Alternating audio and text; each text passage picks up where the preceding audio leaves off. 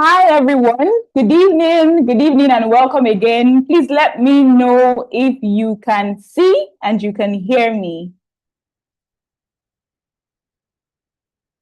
Awesome, awesome, awesome, awesome. I'm so glad to be back here. I'm so glad to have you on here again. So please tell me, how was yesterday for you? I want to see in the chat box. Let's know how was yesterday for you.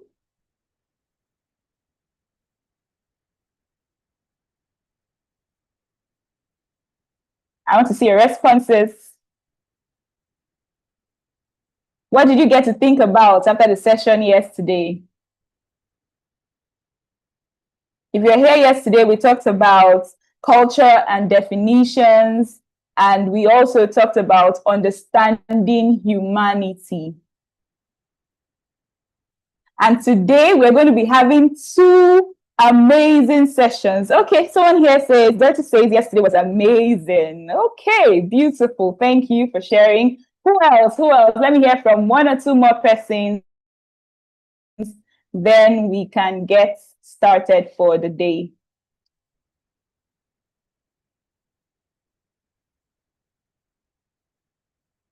Okay, I'm waiting. Who is going to tell us how was yesterday for you?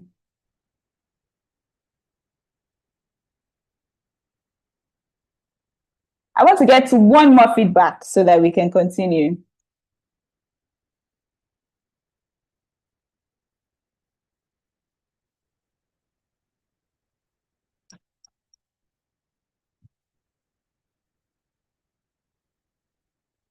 Okay, someone said it was super. Even if Rosemary, it was super. Even if I didn't join yesterday, but I watched the recap the morning. I watched the recap this morning, and it was super. Thank you for sharing. Miracle said enlightening. I saw beyond the normal narrative. Amazing. Thank you, thank you. And we're here again today. We're going to be talking about two very important sessions. The first session would be on understanding your engineering, and the second session, I will come back to take the second session. So, but before we get started, let me formally introduce her. I know that she was here yesterday and you got to hear her amazing voice, right? So today you will not just hear her voice, but you will draw from her wells. All right. And please do not forget why we are here. We are here because we want you to begin to think about the things that a number of people don't get to think about before they get into marriage or while they are in marriage. And that's the reason for the number of, marriage is scam gist that we are hearing. So we want to really spark up those conversations in your heart so that you can go back home and have these conversations with your spouse, the person you're looking to get married. Especially look at the culture and definitions. Some of us are holding on to definitions and mindsets that are not even serving us anymore, but we are holding on to it and suffering from the consequence of holding on to a wrong mindset. So we want you to go back. Don't just absorb these things, but let it now give you what to talk about in courtship and even in marriage. All right, so let me get right down to it as I introduce Emily Sarah. Just watch her bio very quickly. A minute, please.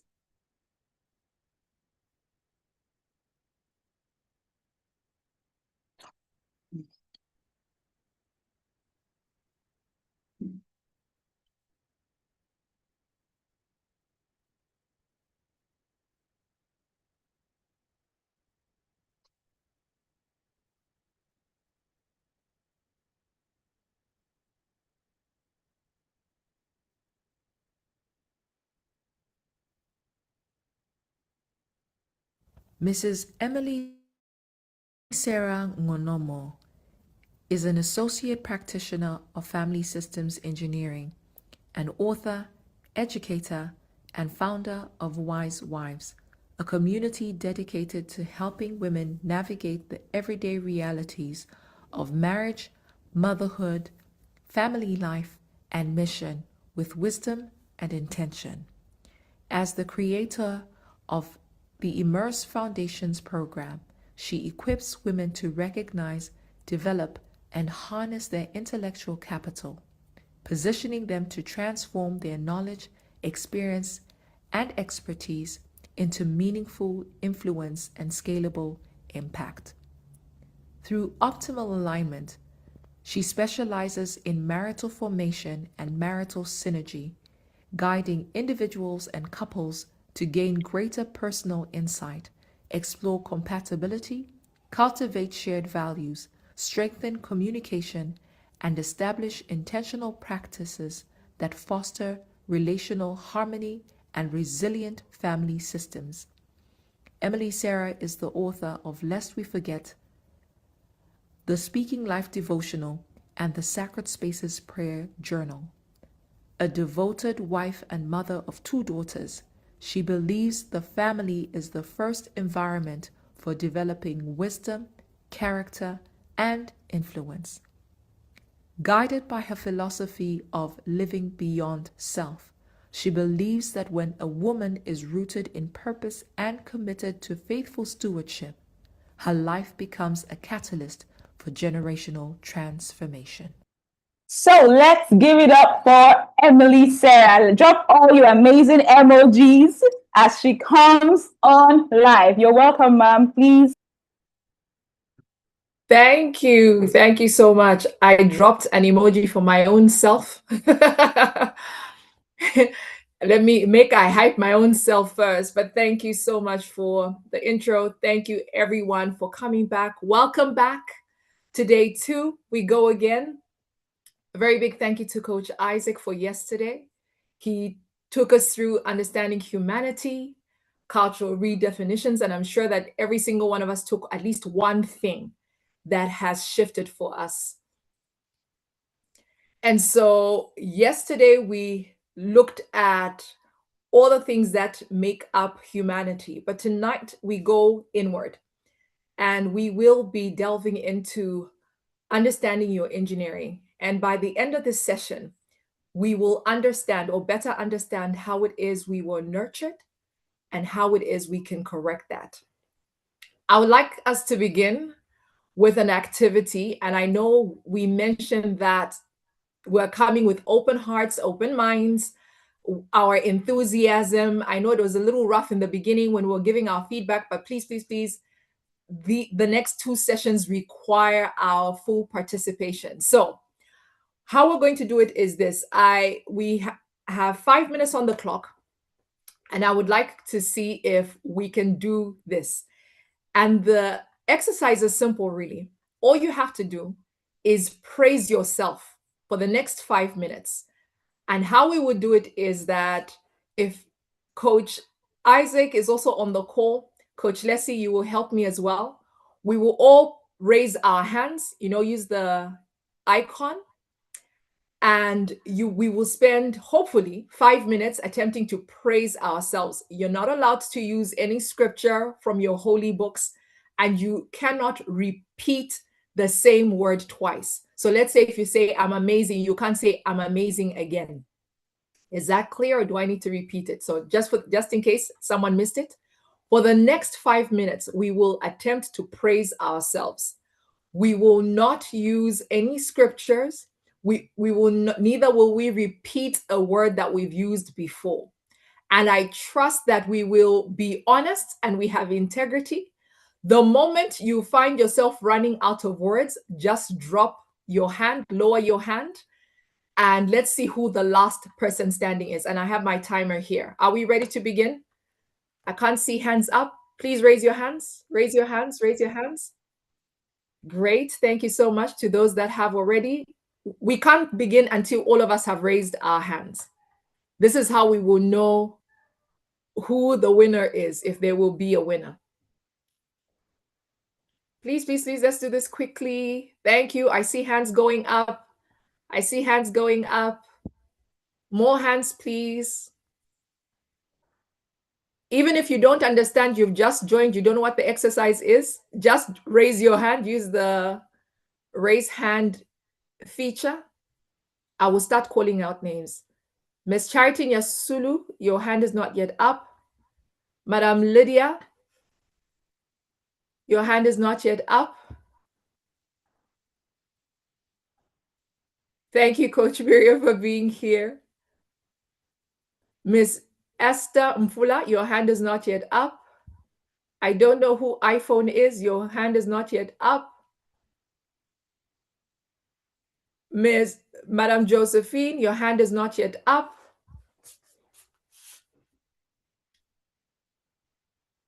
Okay, I will work with whoever is on. I guess we have enough hands. We will go ahead.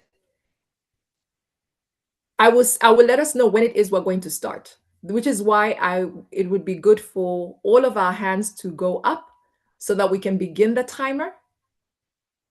And as soon as you have run out of words in praising yourself without using any scriptures from the Holy Book or repeating a phrase, you lower your hand. Integrity is the name of the game. Sir Mapalo, your hand is not yet up. Kindly raise your hand. Thank you. Thank you, Madam Vanessa, Madam Rosemary, we're waiting on you. I'm not sure. Oppo CPH, please raise your hand. Okay, our 5 minutes starts now.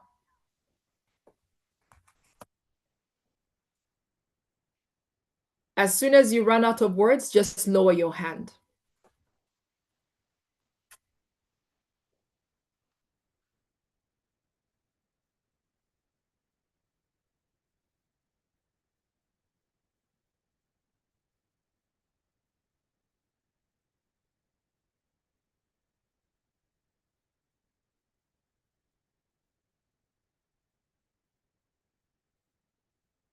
Are people being honest? Okay. 20 hands are still up. Okay, 19. Thank you so much for your honesty. In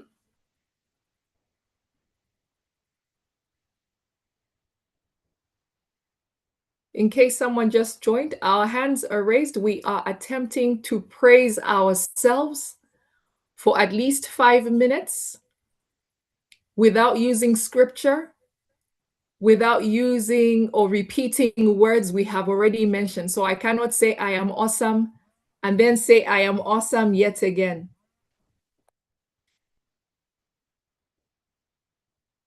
The moment you run out of words, kindly lower your hand.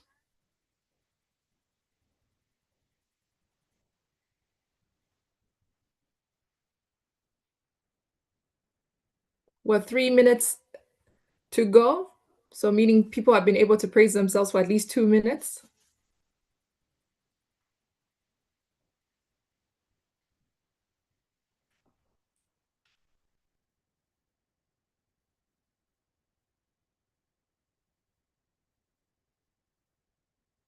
Coach Leslie, I'm impressed though.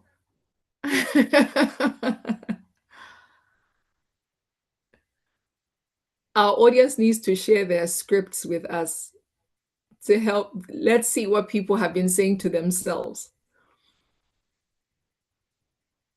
10 more people to go.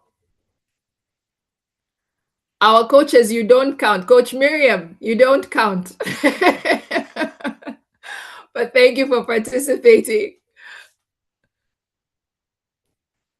Coach Isaac, if you're here as well, you do not count, sir. Okay. Wow.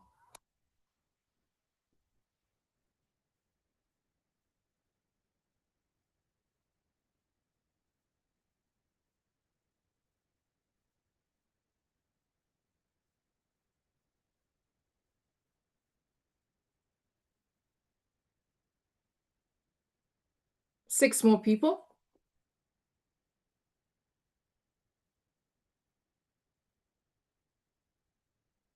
Coach Leslie, I think after this, we're going to have to test everybody.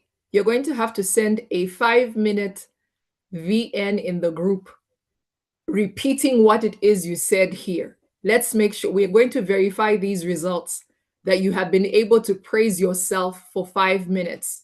without using the scriptures. Not, I am the apple of God's eye. I am awesome. I am awesome. No repetition. Because I think some people are not being honest, but we would trust that people are honest, right? Okay, 4 more hands to go. I'm serious. We're going to verify these results. So as you are keeping your hands up, ensure that you are prepared to repeat the exercise and share your results with everybody in the group.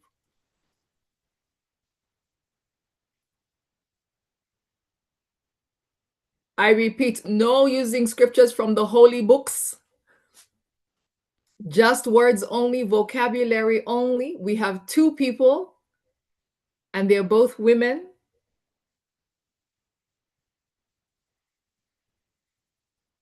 And we're down to a few seconds. I am thoroughly impressed.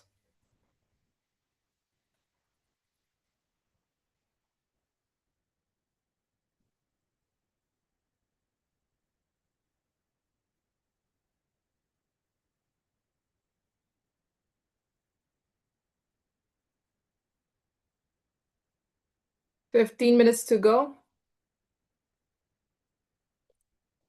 10, 9, 8, 7, 6, 5, 4. Well, I was even slow. We're out of time. Okay. Thank you so much, Madam Mariam and Madam Selena. It is a tie, and I believe a record has been broken. My coaches, you may go ahead and lower your hands. As we said, please repeat the exercise and share it with us. We need to tell the whole world about this incredible feat. And now the reason why we are doing this, first of all, let's find out, how did that make you feel? How did it feel to praise yourself, to say good things about yourself? Okay. I see some answers here. I'm awesome. I am beautiful, lovely. Okay. I am lovely, beautiful, amazing, great. Okay. Madam Susan says it felt great. Let's see a few more responses as to how it made you feel. Made you feel wonderful. It felt good. I like that. I like that. For I can promise you, and I can tell you for free, that the first time I did this exercise as well, it was quite the challenge to praise myself for a whole 5 minutes. Because the truth of the matter is, we have been socialized to praise God, praise other people, but the moment we have to do it to ourselves, they call you proud. And so if you can't praise yourself, how do you then self-nurture? And if you can't self-nurture, how do you build self-esteem? It is no wonder then that when people say things that don't necessarily represent you, you believe them because you don't know who you are. But when you master your own beliefs, and these are beliefs that you yourself have created, you have said to yourself, I am beautiful, I am amazing, I am wonderful, and all of that. You know that when someone says something that is contrary to that, you are not even moved. And so when you install these words and beliefs in yourself, no one can convince you otherwise. You know who you are, and the foundation of everything else that happens in your life is built on your ideas. Even your ideas about money or about success, about marriage, about God, and about people. And so I'd like for us to think about something. Next slide, please.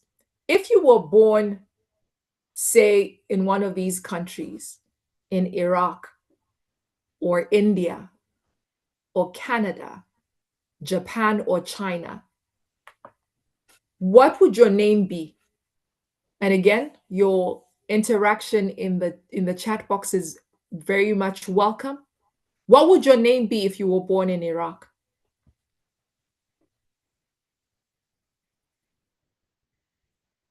Or China? Or Canada or Japan or India? Okay. Madam Mariam says Mariam. I'm glad. Anybody else? If you were born elsewhere, what do you think your name would have been?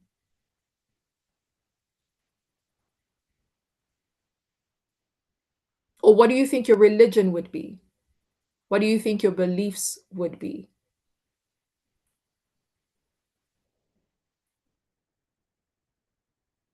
Anybody else? Are we here? Can you hear me? Okay.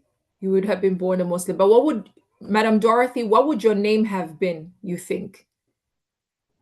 Okay, we have more. Okay.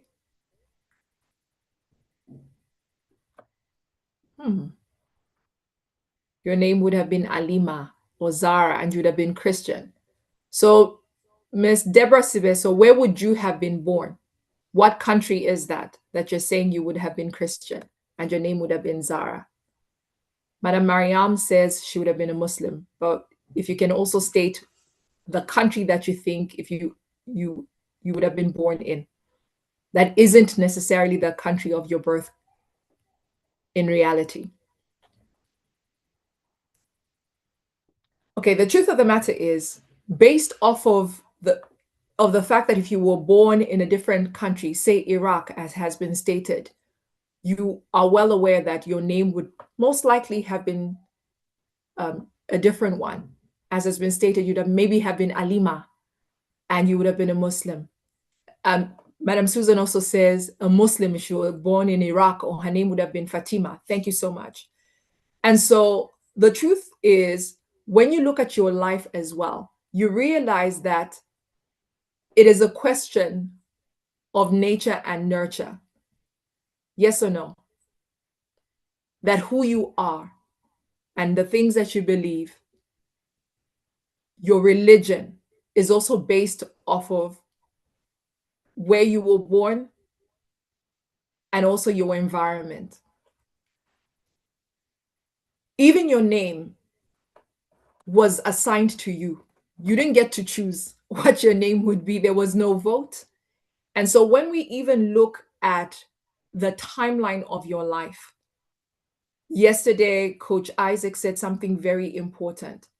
He talked about the fact that the solution to our world is a child. If we can have that childlike mentality, being open to new experiences, being open to learning and interacting with others, trusting and being kind to others, the world would be a better place. And so we believe, and we can also say that the problem of the world is an adult. And someone actually said yesterday in the comment section that being an adult is actually quite stressful. And so we emphasize one more time that the solution to that problem is a child. And so many years ago, if you think back to your childhood, we didn't even know the difference between a boy or a girl, a Muslim or a Christian. At that point on the playground, all you cared about and all you wanted to do was play. And you were fine. Your world was at peace until the adults in your life began to teach the difference between you and your friends on the playground. And it is that difference and everything that you went through because of it, those installed programs or software, those are the things that began to run in your life. And some happy people became unhappy, even because of the events in their life. So when we look back again at the exercise that we just did about where it is you would have been born, understand that you were like crystal clear water that flowed from the divine to nurture humanity. And whatever pollution that you experienced or may have suffered is because of your handlers and not God. And so if we can go back, next slide, please. Who were you as a child between the ages 4 to 7? Can you think back to who you were? Can you think about the major milestones in your journey that made up who you were? And so when you look again at age 4, at age 7, at age 10, 14, 18, 21, 30, 35, 40. And I'm sure when we look at today, whatever your age is on that timeline, think about who you are today. And if we can go back to your earlier years between 4 and 7, we may actually be able to assist you recapture the original you. And so another question that I'd like for us to answer here is, and you can put it in the chat if you're comfortable enough, or you can just take note of it or note it in your heart. How happy are you? How happy are you? Think about that. And so tonight, we're going to trace the things that shaped you, what it is that happened, what it may have cost you, and how it is you can gain back the wheels of your life. When you look at, let me check the chats in case someone has shared if they're happy. Are you happy? We asked the question, are you happy? Has anyone said, are you happy? Very happy. Okay. Madam Dorothy, thank you for your honesty. She says, I was reserved. I felt inferior and didn't belong. I felt I wasn't created well and felt was a burden because I was always sick. That is a lot, and I empathize with you. Madam Josephine says, I was very happy, carefree, and ignorant. So between the ages 4 and 6. I'm not happy, absolutely happy. I am happy. For those of us who are happy, we're grateful for that, because a good number of us as well can identify with the fact that there are certain things that change significantly in our lives. And when we look at the milestones, when we look at our past journey, we can begin to see at which points things began to change for us. And so when you look at the entirety of your life, it is important to understand that in essence, your life is affected by 3 major things: your upbringing, your environment, and the significant emotional experiences. Next slide, please. Your upbringing is essentially the home that raised you. Your environment is the cultures that had an influence on you, the society around you, the people around you. Significant emotional experience or experiences are those moments that left a mark on you. For me, one of the things that I remember quite vividly, I was 7 years old when my father passed away. And I still remember till this day that he passed away 2 weeks to my younger sister's 4th birthday. And I think one of the things that kept me questioning, I kept asking, I guess my mind as a child, I kept asking my mother when he would return. And so one of the things that was a challenge for my mother to explain to me was the fact that my father was not returning to us in physical form. So as you think about your own as well, and I'm seeing some comments here, I'd like to take a moment to read them. In my teens, I made a lot of mistakes and I was in a fairy tale than the reality. I can tell you stories as well. I can relate. Thank you so much, Madam Josephine, for sharing. Madam Rosemary says, I'm not happy because I never got the chance to live with my parents. So people didn't treat me well. And I'm always reminded where I'm coming from. And these are real issues. And so when we look at our lives, and even these 3 aspects that we're looking at, upbringing, environment, and significant emotional experiences, how has each affected who you have become? Some of us may be doubtful. And like Madam Josephine said here, that she's always reminded of where she's coming from, people not treating her well. When you think about these experiences, there is also a voice attached to what it is you remember. And if you can look at your own life as we are sitting here in this session, and you flash back over the journey of your life, you can actually begin to see some of these patterns. One of the things that you would also recognize is that the way that you perceive life or view life is actually based on what we call filters. And no, not just filters that make you look pretty on Instagram and Snapchat and on social media, but these filters are literally the sieve through which we process our reality. When you look at your values are the things that determine what is worthy to you, or the things that are of worth to you, the things that are important to you. And most of your decisions can be traced back to your values.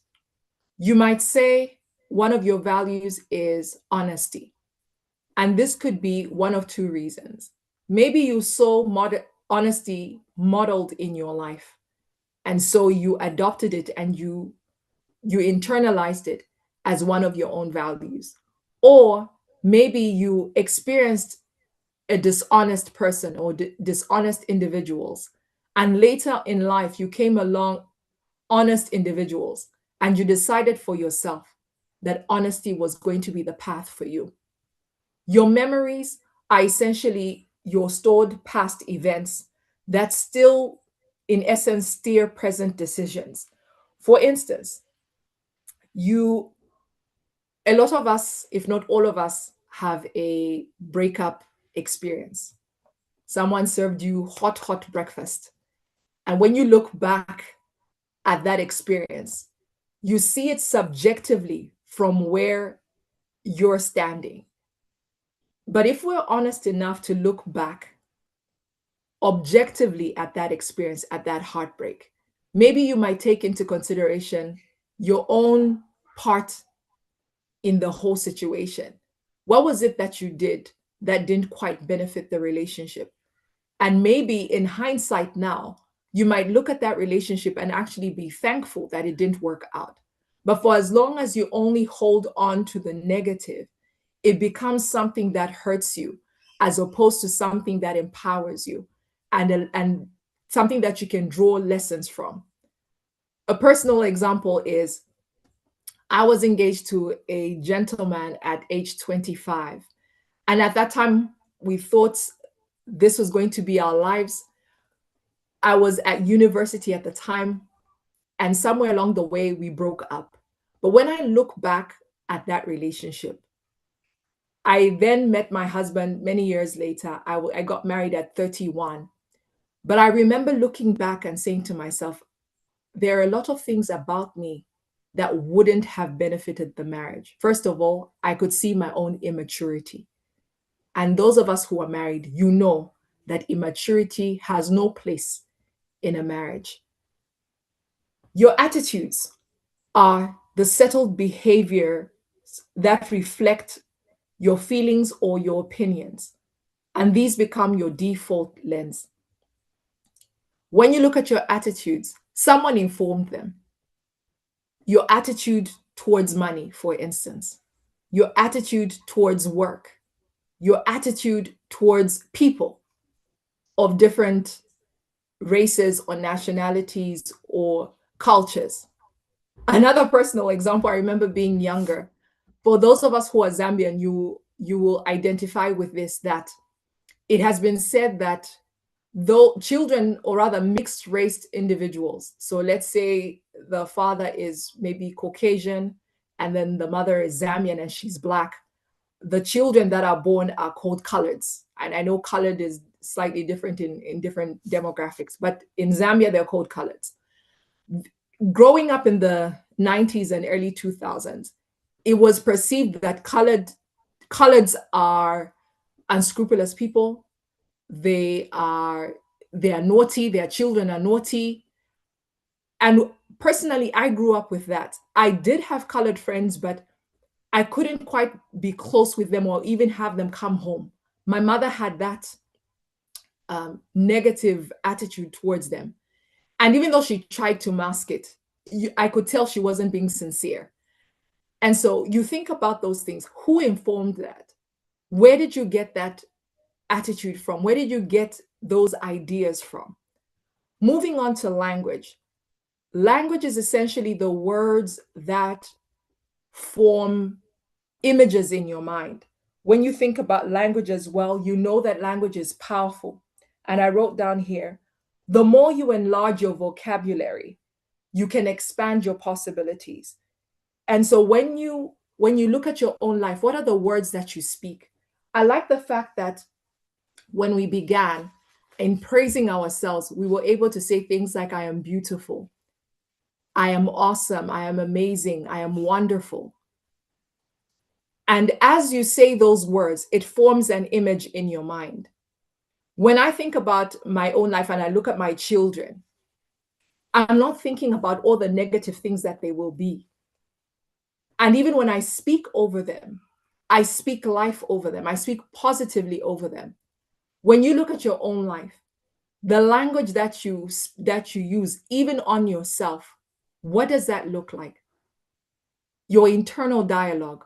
Do you speak well of yourself? For example, if I said, let me use a Zambian reference for this one because my Zambians in the house will understand. If I say we're getting into a car, close your eyes, we're getting into a car from Lusaka, we're heading to Livingston. And when we get to Livingston, we will drive down through southern province, Zimba, all the small towns, Kalomo, etc., etc.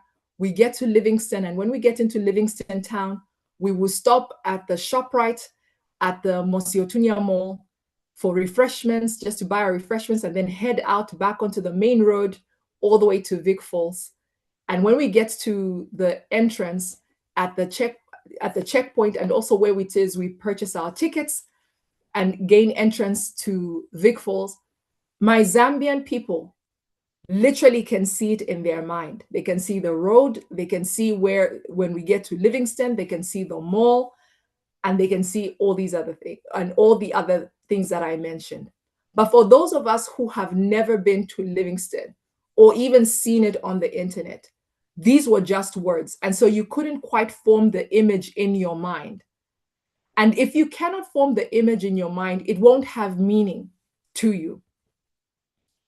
Language also shapes your mood.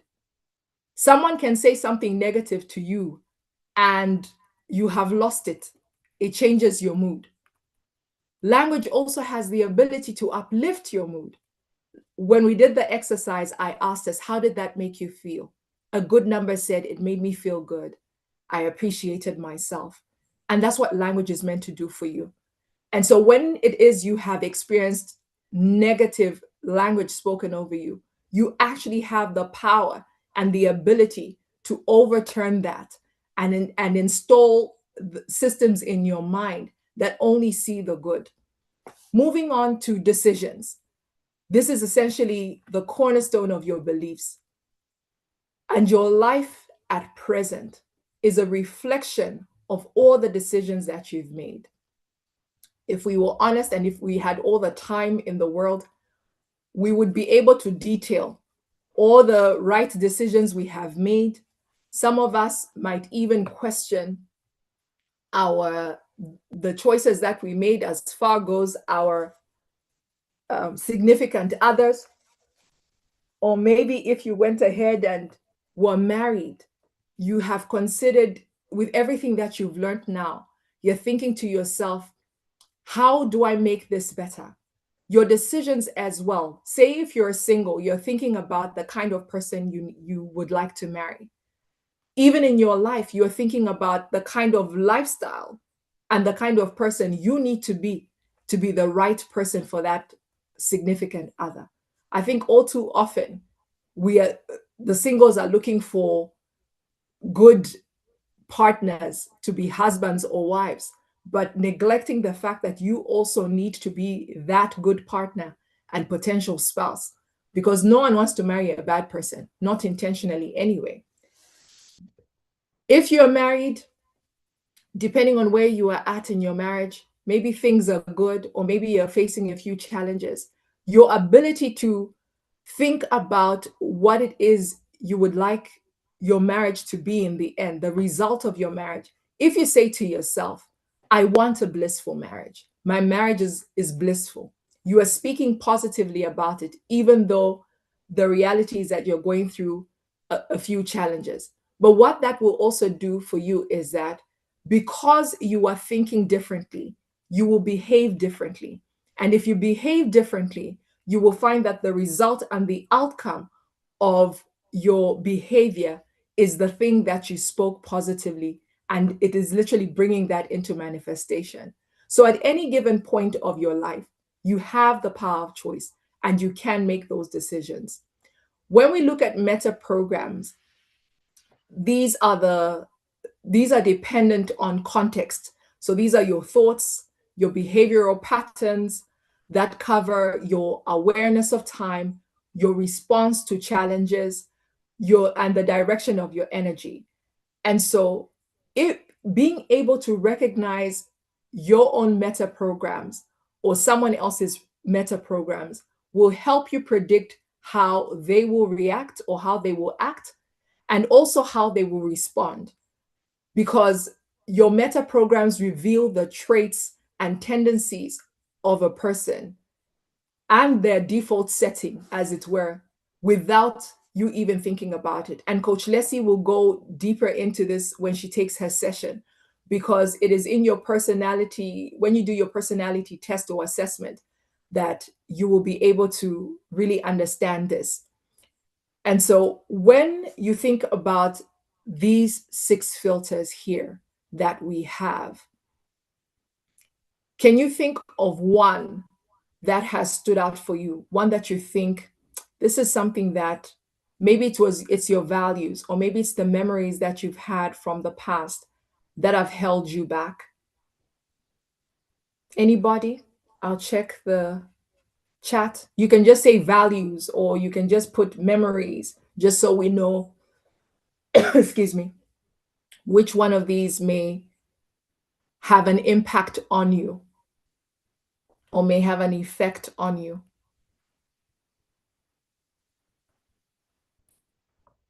Decisions, values, memories. Thank you so much. Thank you so much, ladies, for sharing. Next slide. And I like that we've shared this here. Every single one of these, when you look at the filters themselves, they're neutral and they're not your enemy. But every single one of them is built around a label that maybe you don't even agree with, or you didn't agree to. And so we're going to deal with that directly. And with dealing with shame, things may have been said about you. And I would like for you to either, if you can, type in the chat or type on your device or in your notepad some of the negative labels that have been said about you, things that you can remember. And I have a few here already on the screen. Maybe someone said to you, you're too much. Or someone said, you're not beautiful at all. Maybe someone else said, you're not enough. No one will ever marry you. You are nothing without me. Maybe someone else said, you are too difficult. You are unlovable, or you are slow, or you are dull, or you are unintelligent. Maybe someone said, no one even pays attention to you. Someone, there we go, too serious. Every single one of us has a too something that we can remember that someone said to us. Yes or yes? I'm reading the comments. Too lazy, you have mood swings. Oh goodness. Too difficult, lazy, selfish. And I believe that none of these things are even true of you. But I'd like to believe that they're not. Too ambitious, because maybe you threatened you threaten their self-esteem. And so as you think about these 7 labels, I would like for you to think about 3 heroes, people that you look up to, people that inspire you, people that have been influential for all the right reasons in your life, people that have impacted your life for the better. Can you think of those 3 names?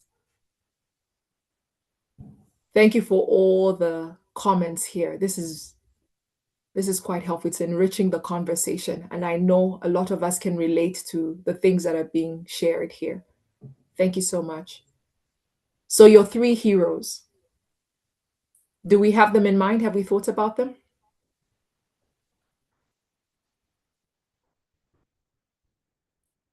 Okay, now that you have your 3 heroes, I would like for you to list, thank you for that. I think I love the names here. Joseph, the character in the Bible.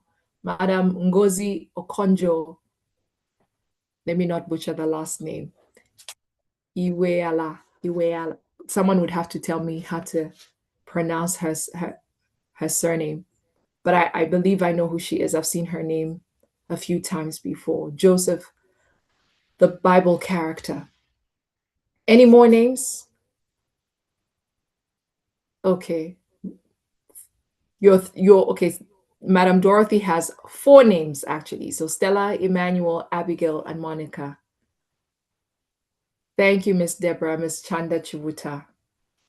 All right. Madam Rosemary says Coach Leslie, Hoadley, Joseph, and the story of Pharaoh. Can you think of 7 attributes that you admire in them? What is it that you admire of the individuals that you have selected as your heroes? My father and my sister, that's beautiful. Coach Leslie, that's absolutely beautiful. What are the attributes you admire of Coach Leslie? Oh, thank you so much, Ms. Deborah. Your mom, absolutely. Madam Josephine says Denzel Washington, Ma Leslie, and Sis Marilyn. Beautiful. So do we have our 7 attributes that you admire of them? I would then like for you to select just 3 of those attributes. Thank you, Madam Mariam. You say Mariam in the Quran and your mom. Beautiful. So beautiful. Passionate about what she does. So we need just top 3 attributes. So if you're saying passionate, what else? 2 more things. Thank you. Joseph, ambitious, faith, love, resilience, wisdom, trust. This is good. A carefree life, hopeful, bold. These are good. These are good. And so when you pick your top 3, I would like for you to see yourself in those attributes. And so you will sign off as I am consistent. I am a go-getter. I am bold. And I'm using your examples here. I am intelligent. I am meticulous. I am hopeful. I am resilient. I am wise. I am trustworthy. When we do that, we literally begin to overturn the negative words that may have been spoken over us. And we reframe the meaning because now we see ourselves in a positive light. And if you can see yourself in a positive light, you are able to be unfazed when people say things that are contrary to you. There is something called the shadow effect. And what that simply is being able to go back and confront those negative things that were said to you. Maybe you even said negative things about yourself. And all too often we find that it is easy to forgive others, but we struggle to forgive ourselves. And so in under a minute, wherever you are, hold yourself, put your arms around yourself and forgive yourself. Forgive yourself for making that choice, making that decision. Forgive yourself and release yourself from the shackles of the shame that you felt having endured what you did. Forgive yourself for holding on to all that negativity for so long. And then ask yourself what it is that has been holding you back. Because if you keep holding yourself back, you are bound. And if you are bound, you cannot move forward and you can't progress. And those things that have stopped you, the things that have been a hindrance or a barricade or a block in your life, will keep recurring.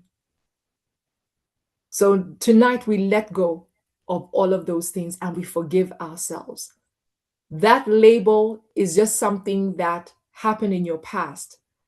And it is an old meaning that someone may have assigned to you. Here and now, you are new. This is a new start, a new leaf, a new page of your life. And this is where change actually begins. Next slide is us changing the meaning of the words that have been said to us. Being able to replace the meaning from what was unpleasant to something that inspires you. And so when you think about, for those of us that have children, or just think about it, maybe you have been around children before. Imagine your home. And even if you don't have children, imagine that your nieces or nephews or grandchildren came to visit.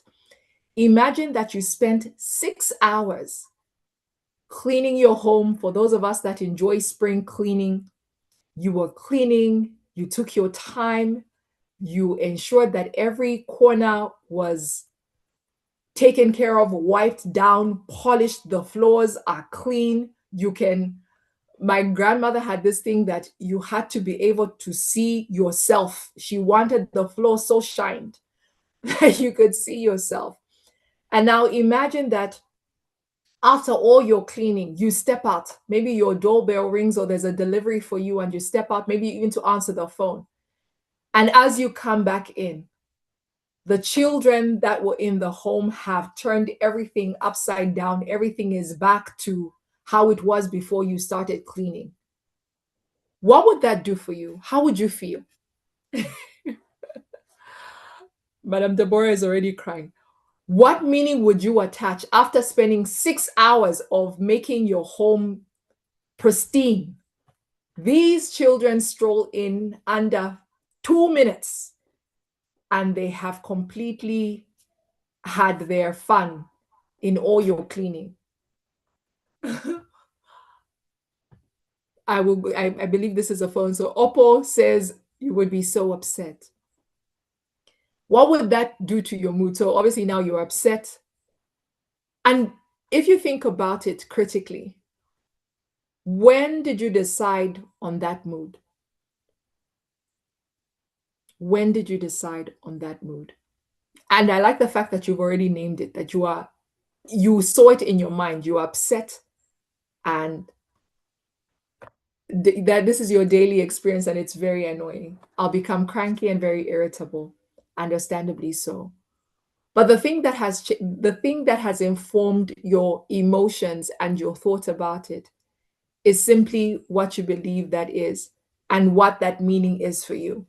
But what if you thought about it as simply that your children or the children are having fun?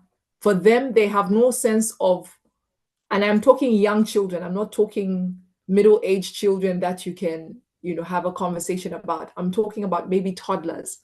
For them, they have no concept of pristine. They have no concept of this is clean. For them, it's an environment that they can express themselves. And so for the children, it's simply play. For you, you spent time, it was work, it was effort applied. And when you can think about a different perspective and see it from a different perspective, you will find that even the meaning you attach to things is different. I used to be one of those moms that would get irritated. My children are eating and things are falling or they've spilled something on the table. Until I realized, and through learning as well, that they are learning to do things the way that we as the adults in the home do it. So how can you be upset with a child for learning how to do something? Your child sees you using a fork. And so the first time they use that fork, food will probably, go onto the table, or they might create a mess.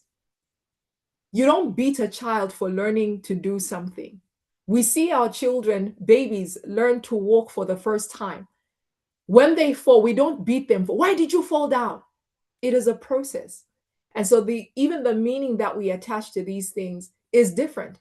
When we have understanding of what the different situations and scenarios are happening in our lives, we understand that we can view life from an empowering point of view, that things are not just happening to you to irritate you or to upset you, but it allows you to broaden your perspective and think about it from a different angle. And so when we look back, and we're almost done, when you turn the lens and look back at yourself, it is important that even as the adults that we are, we rediscover ourselves.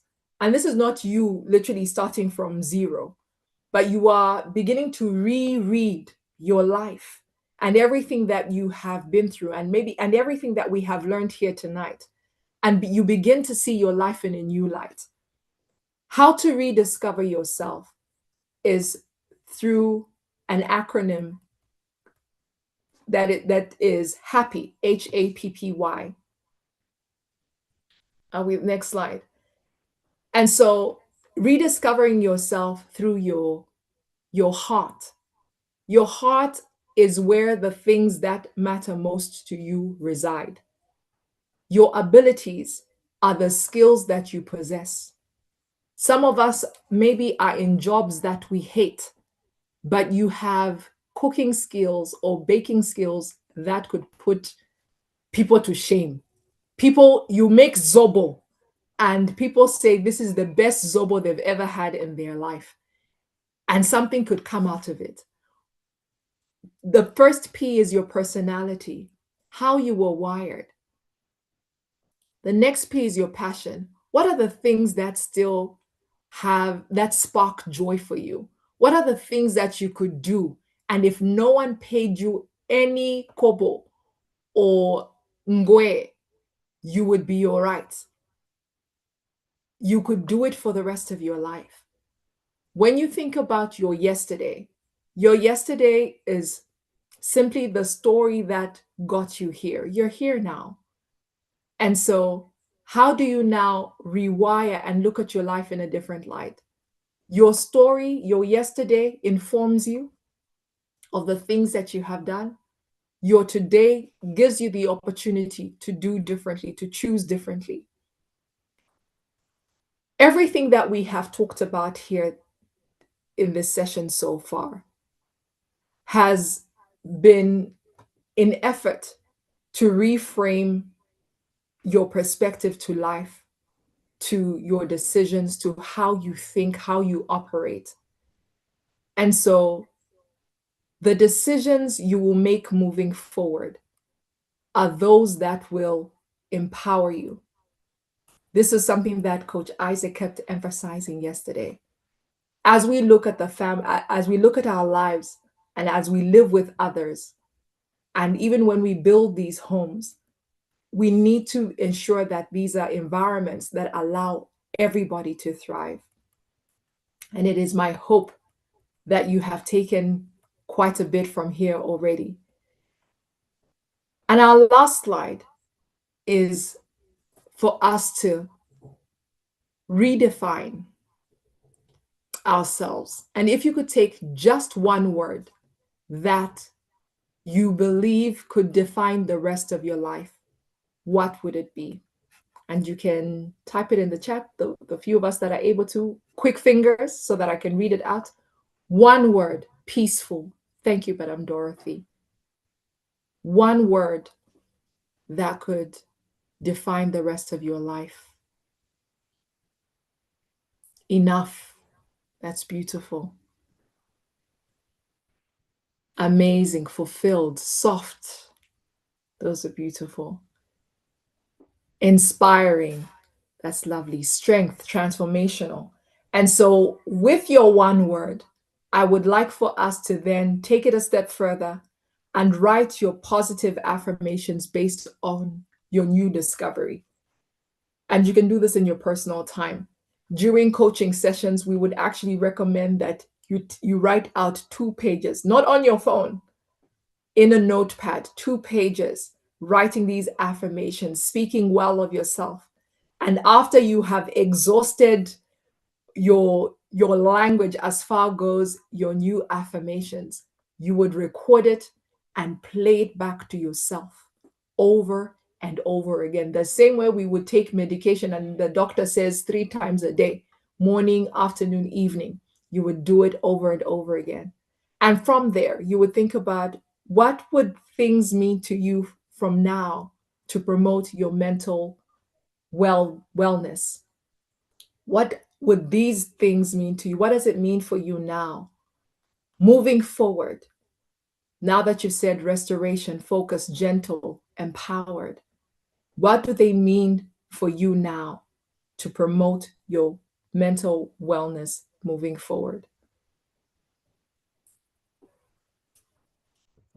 And as you think about that, I would like for us to know that awareness is the beginning of how we begin a new life in a new light. Having been enlightened, having our minds enlightened, being renewed by the transformation of our minds, when we understand ourselves, we are able to even create the choices. And it is from those choices that we make, the decisions that we make, that can change families. I thank you for your time and your attention and your interaction. This is where I close. Over to you, Coach Leslie. If we have any questions, I will take them. But I believe that we have learned and will take away quite a lot tonight, and we will action them. We are not just here to take in the information, we are here to literally act on what we learn so that we can transform our lives and in turn impact humanity. I honor you. Thank you so much.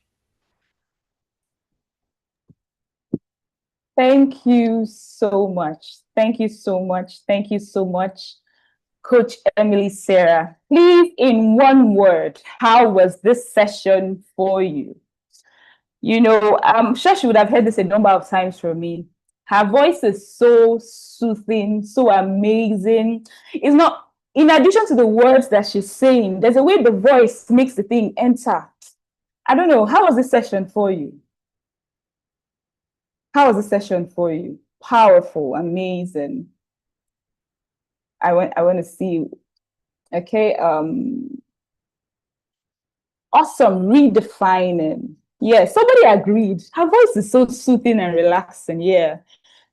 Transformational, impactful, empowering, beautiful.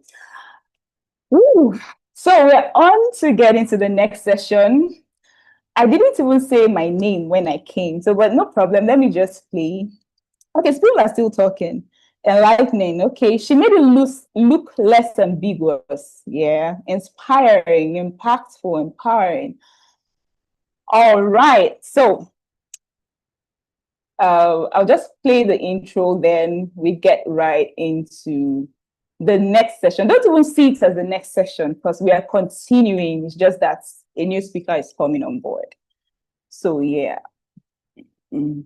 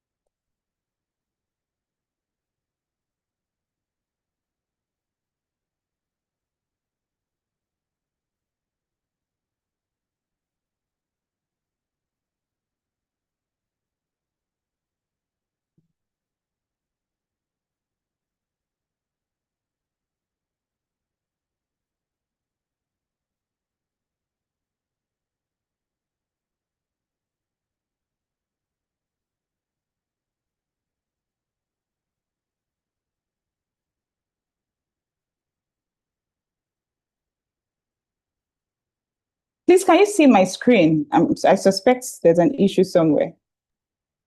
No, we can't. Okay. Just give me a minute. Let me understand what's going on.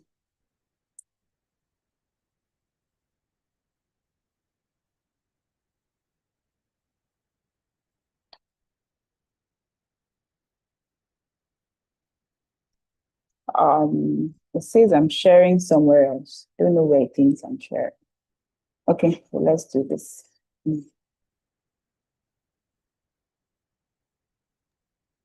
Now we can. Awesome.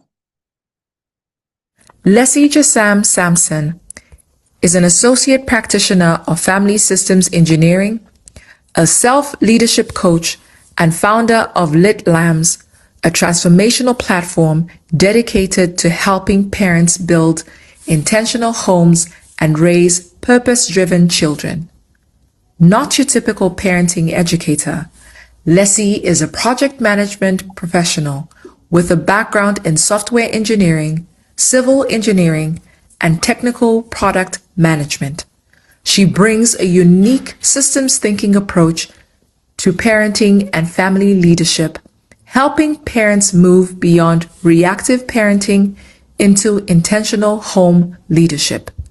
Through her teachings, coaching programs, and tools, Leslie empowers parents to build systems and structures that create consistency, clarity, and intentional growth within the family. Her work focuses on helping families cultivate healthy values, strong family identity, and strong family culture for purposeful living. Leslie is a wife and mother of 3 adorable children. As both a teacher and practitioner, she brings practical wisdom and real-life insight into the families she serves.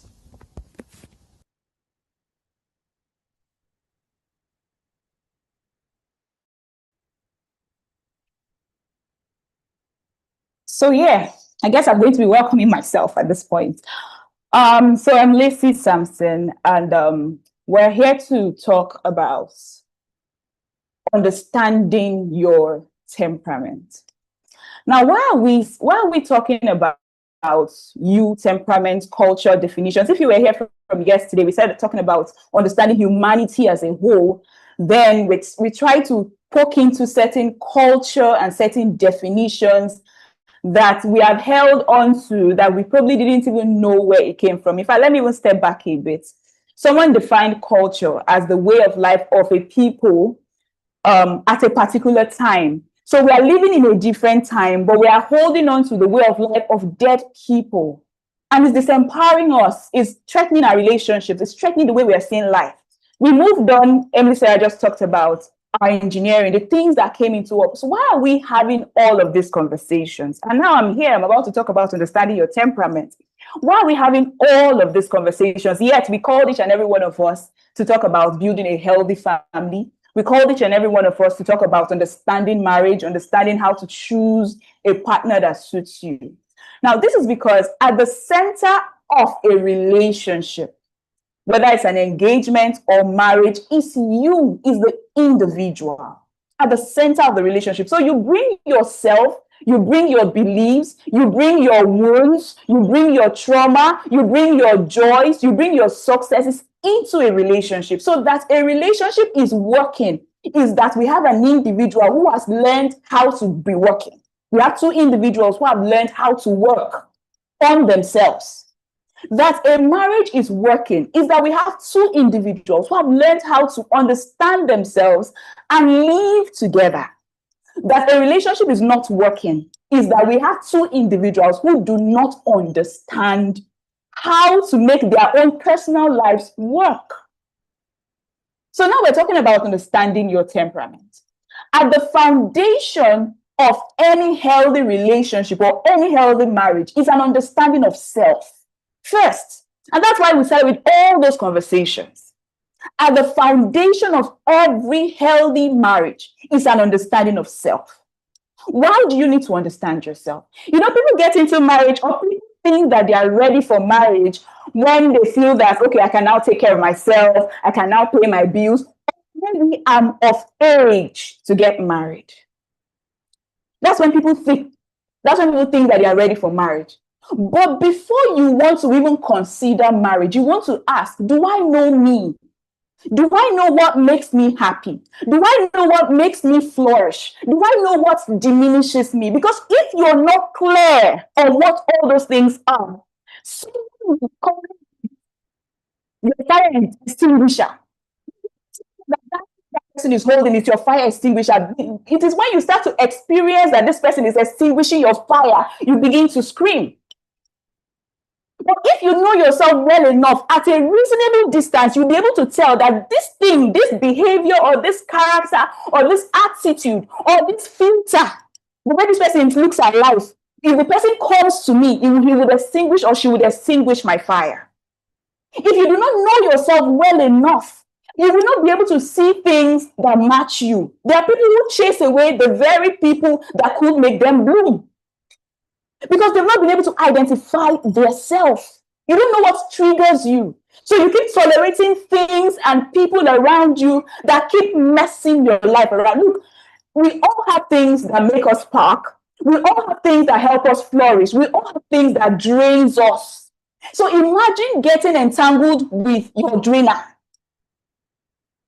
Now, not because this person is a bad person. No. Completely different. Something might empower you. We even talked about, when we talked about culture, do you know that some of those definitions, there are people who have no problem with it. They've been living with it and their marriage has been flourishing. Now that is them. Do you know what is your own? Do you have your own definition of certain things that helps you thrive? So number one of a healthy relationship is an understanding of self. Then number two is an understanding of people. I didn't say your spouse. I didn't say your partner. I said people. Why do you need to understand people? Because you're literally non-existent without people. What do you hear? What am I speaking? Because you're here listening to me. We thrive on our relationships with people, whether it's your spouse, whether it's your children, or your boss, or the person you're going to buy something from. We thrive, your teachers in school or wherever, your neighbors. We thrive by relating with people in one way or the other. I know that maybe some experiences some of us might have had. You just go, please, I'm not a people person. I like to mind my business. How has it helped you? So you see that no matter how much you like to mind your business, there are still people, you still have to interact with somebody. You're not the only one on earth. So for you to be able to interact well with people, you need to understand people. You need to understand why they act the way they do. Because if you do not understand people, you might keep misunderstanding people. And that's where problems start. What is a misunderstanding? You're not misunderstanding your table. You're not misunderstanding the Bible. You're misunderstanding a human being. So it makes sense to start to understand people, because you see, that's your spouse in the house that you have gotten married to, or the person you're looking to get married to. You need to understand that person. But then you don't start understanding that person because you married the person. The relationship skills that you need to thrive in marriage, which is understanding, you build it first by how you have been understanding every other person around you. So first, remember, an understanding of yourself is important. You want to fall in love with understanding people. When somebody does something, whatever the person has done, whether good or bad, or the behavior the person has shown, is information for us to seek understanding. But the problem is that if we have not wired our brain to be intrigued about understanding people, when somebody does something, we rather take it and use it as a label against them. This person is just careless. Meanwhile, the person has just done something. You could have taken it, and if the person is always doing that thing, gather it as information. How can I use this to understand what makes this person do this thing? Because in that you're learning that person, it will help you deal with another person that you probably met that is now showing such characteristics.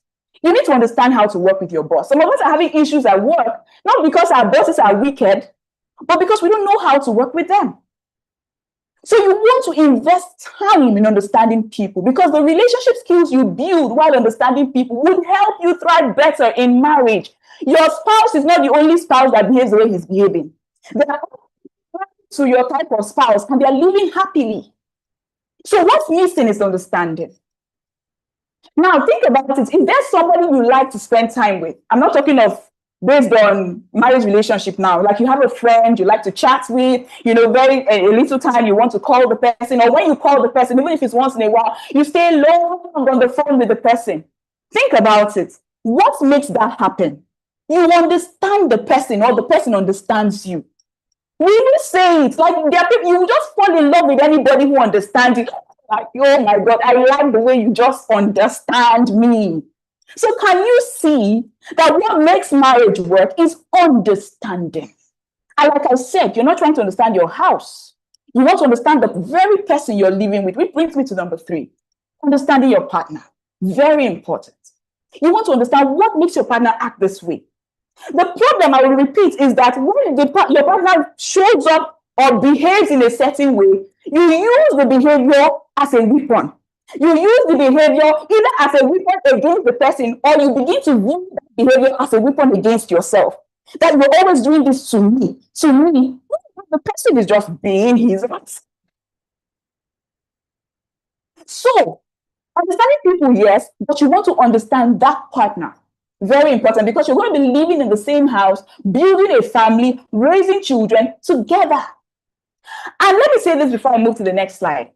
You don't say, I know myself, and it has ended, full stop. Neither do you say, I understand my spouse, and it has ended, full stop. Because if you listen through Emily Sarah's session, you will see that significant emotional experiences, environment does something to people. And we have not stopped having emotional experiences. We have not stopped living in different environments. If you move out of your current environment today and go and live in another environment, maybe you now travel to Iraq and begin to stay in Iraq, do you know that it will affect you? You begin to behave and think and act differently. People evolve. So at the foundation of a healthy relationship is to understand whether you're evolving and what you're evolving into. So you see, understanding of self and understanding of your spouse is not one-off. Experiences, children come, things change. You even look at yourself. There are people that when they look at themselves as parents, they begin to ask, please, where was I? Like, where was the single me? Where was the childhood me? Because whether you like it or not, these experiences cause a different version of you to show up. So in marriage, you don't want to stop at the version of your spouse or your partner you knew when you were engaged. You don't want to stop there. You want to get into the arts of or the science of understanding your partner. In fact, I don't have authority to change the marriage vows or to update it. But if you ask me, I would love to add one small statement in that marriage vow. Are you committing to understand me all the days of your life? And then let the response be, yes, I do. What is the problem in marriage? Misunderstanding. Just break it. Misunderstanding. You misunderstanding the person. That's what it is. So one of the things that we must commit to, because things change people, pressure changes people, fear changes people. Can I tell you, success also changes people. Maybe not the word change, but it causes people to evolve. Let me move on. So let me also tell you, very interesting. In fact, let's do this in the chat box. Give me what is the number on my screen. And you're permitted to say only one number. What is the number that you see on my screen? Where is my chat?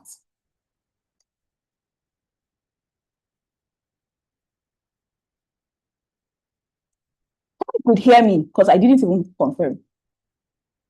Okay, thank you. Somebody said 6. Beautiful, 6. What can you see on my screen? 9. Awesome. 9. Please, I want to see only one. No, you can't say 2 numbers. Only one number that you can see on my screen. 9, 6. Thank you. And can I tell you, you are all correct. Because what's on my screen? If you said 6, you were correct. If you said 9, you were correct. So why am I saying this? We see things not as they are, in quotes, We see things through our own wiring. She talked about filters. We see things through our filters. So if I wear a dark colored lens, everything I'm seeing is dark. Then you that you're wearing a red colored lens, everything you're seeing is red. Now, if we want to base our union on who is right or what is right, think about what will be happening in that home. Now, let's say this is husband and wife. Now, they are so fixated on doing, in quotes, the right thing. So if they want to base that relationship on doing the right thing, please answer me in the chat. What do you think will be happening in this house? Quarrel, my sister. Please continue. I want to see. What do you think will be happening in this house? Chaos. Please continue. One more, then we move. No peace. So can you see that? For a relationship to work, you cannot be fixated on being right. Now, the lady standing here is seeing a 6. She is right. But if you understand that, if she understands that we see things based on our own wiring, by the time her partner turns and say, but on this matter, I see a 9, she will not start fighting him that you're every time you don't see well. It will be a matter of, well, from my perspective, I see a 6, but I could be wrong. Now, tell me about it. How come you're seeing a 9? Can you see that situations at home should make us seek understanding and not prove a point? If you understand that people see things through their wiring, you're seeing things through your wiring, your partner is seeing something through his wiring, whenever you see something, it should not be a matter of, I'm correct, you're wrong. I know somebody asked sort of a question like that yesterday when, like, she said she's always saying the right, or saying she's giving the right, I know she was talking about suggestions to her husband and he's not taking it.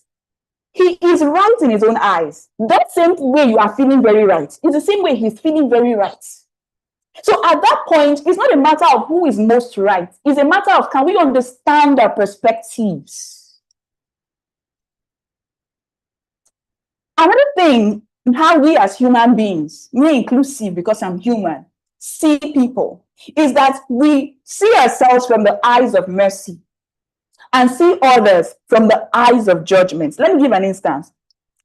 If, let's say, throughout this week, I've been very busy, I've had a busy week, a hectic week, I'm going out every day, I have deadlines to meet.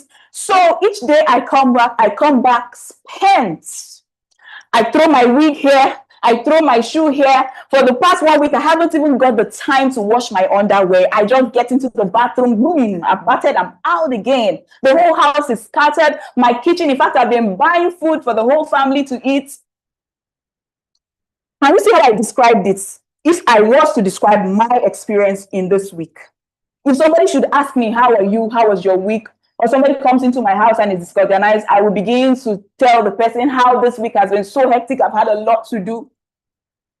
But guess what? If I had a roommate and that roommate was to experience me throughout that 1 week of me messing around the house, of me throwing things around, of me not washing my underwear, of me not cooking, of me not cleaning. I leave the house every day, I eat, I drop my plate, I walk out. How do you think that roommate would describe me? What do you think the roommate would say? Like, what's all this? Is it that common underwear you cannot wash? You're so careless. So you would even eat and drop the plates. So can you see? Can you just see? That's the same thing, the same scenario, the same behavior, everything. But if I was to describe my own self, I would describe myself and my actions from the eyes of understanding, mercy. I would give myself excuses. I'll give excuses for myself. But if another person does the exact same thing that I did, it will be labels. It will be judgments. The same thing happens in every relationship. In fact, it's a normal human behavior. If you don't begin to catch yourself when you're doing it, it's a normal human behavior. you've been back to back on meetings maybe the whole week. You're always on your phone. You're always, like you need your partner to understand that this is your reality this week. The pressure is high. But then imagine if it was your partner back to back on his phone. You're talking, he's not answering. Before you know, he has left the house, and it happens over and over again. What would be your judgment of that character? So can you see why it's important to even understand ourselves, to know that if it's me, truly, I will be judgmental to another person. So let me ask you one question. I want to look at the chat again. When have you judged what you did not understand or what you refuse to understand very recently? It could be somebody that you know, a family member, your partner, your spouse, a colleague, or even your boss. This boss likes to just put somebody under pressure. That's what employees are seeing. Meanwhile, from the boss perspective, he's seeing that numbers are running low. He may not be able to pay you salary, so he has to work harder. So where do you think you might have? Let me see. I might not be able to take all so that we don't take too much time. Or let me leave you to reflect in your hearts. It's going to take you time to type. Where have you judged what you did not understand recently? Because check it, that your spouse you're complaining. Could it be that you're judging because it is not you? Could it be that you're judging because it's not you? To help us understand, so understanding of human beings, understanding of yourself, understanding of people, understanding of your spouse. To help us understand people, the Family Systems Engineering uses the 4-car models, the 4-car configurations. The first car on my screen, you have the Hummer. The second car on my screen, you have the convertible. The third car, you have the truck. The fourth, you have the Ford. Now, if you look at these cars, they are very unique cars. They serve very unique purposes. We could be destroying the convertible if we expect the convertible to behave like the Hummer or to do the things the Hummer can do. Look at the Hummer, very rugged car. Only the height will tell you the places you can go to. Look at the truck. The things that the truck can carry, the convertible cannot carry. Even this Hummer with its ruggedity cannot take what the truck can take. See the Ford, like no stress. Let me just be moving. I did not come here to make noise. Very efficient car. So if because you're a truck, you are harassing the convertible for not carrying so much load, excuse me, people are different. And difference, we need to understand if we want to thrive in relationships, that difference does not mean defects. But if you do not understand people and their differences, that difference will be your problem. Difference doesn't mean defects. But then you want to be sure that this difference that this person has, that this difference, whatever this person has that is making this person different from you, if you join yourself together with this person, people will live happily ever after. You want to be able to answer that question. And that's why understanding of self still comes first. If you do not understand people, you might mishandle them. If you don't understand this truck, you might mishandle this truck. If you don't understand the Hummer, you might mishandle the Hummer. So we're going to use these 4 different car configurations to explain the different temperament types that there are. Very quickly, just because I don't want to overshoot on time, I'm constraining myself hardly on time. So I would read through the profile of the intimidating Hummer. So we call the first personality that we're going to be talking about now the intimidating Hummer. So when you look at the Hummer car, it looks strong and commanding. It has presence. Even before it moves, you know the car is there. The sound alone, and that's how this personality often shows up. The intimidating Hummer is usually bold, decisive, competitive, independent, direct, and strongly focused on results. This person often enters a difficult situation and quickly identifies what needs to be done. When other people are hesitating or waiting for agreement, the intimidating Hummer may already be moving. They are often willing to take risks and may not easily be discouraged by opposition. In fact, opposition motivates the intimidating Homer. When they are faced with taxing situations, they don't cower out. They'll tell themselves, well, somebody has to take this responsibility. Somebody has to make a difficult decision at this time, and I'm going to be the person. When they get to go ahead, then they get to go ahead. And when they get to go ahead quickly, they tell themselves, well, I'm not trying to be pushy here. I'm not trying to be hard here, but I just want to get this done. I'm not trying to control anybody. I'm only providing the needed direction. I'm not disrespectful. I'm only saying what needs to be said. They are leaders and they are very results driven.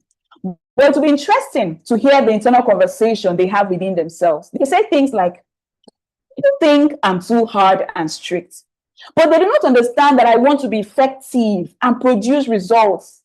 I may appear autocratic and unemotional, but I also have feelings. I'm willing to change if anyone is willing to help me. But anyway, I accept myself because the person you see is connected to my purpose, period.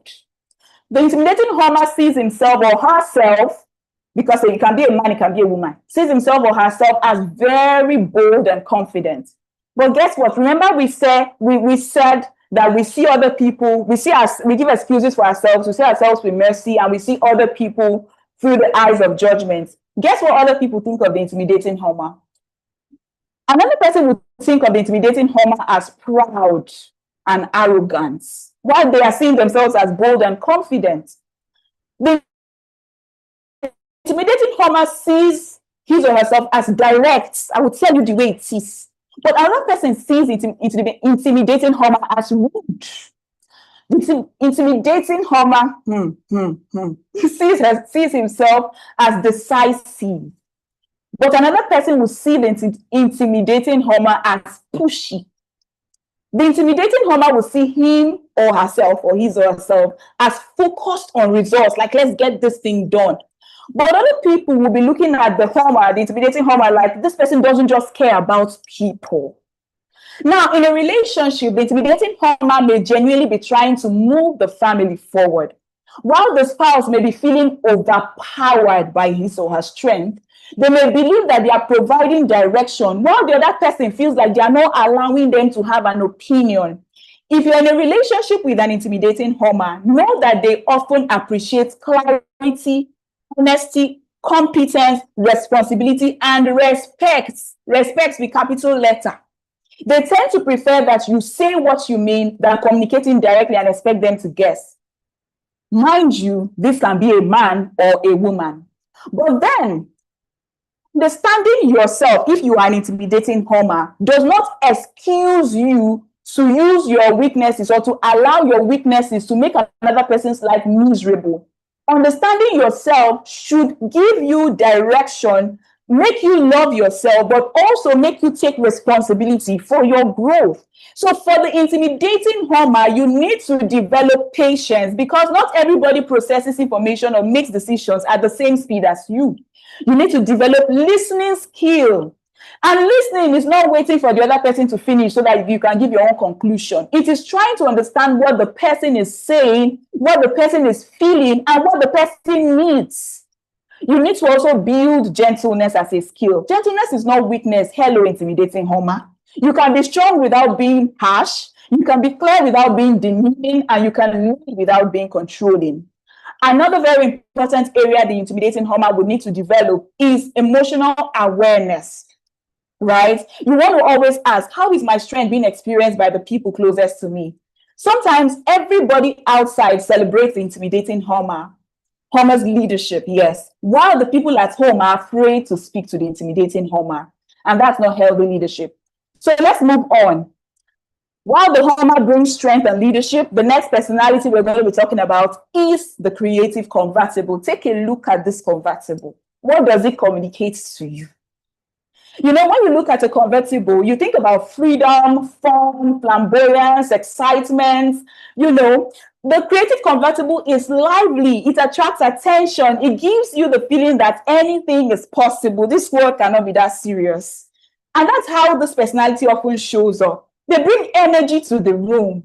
You know, when other people see limitations, they see possibilities. When others are saying this thing may not work, they're saying, why not? Let's try it. They're adventurous. They like to figure things out.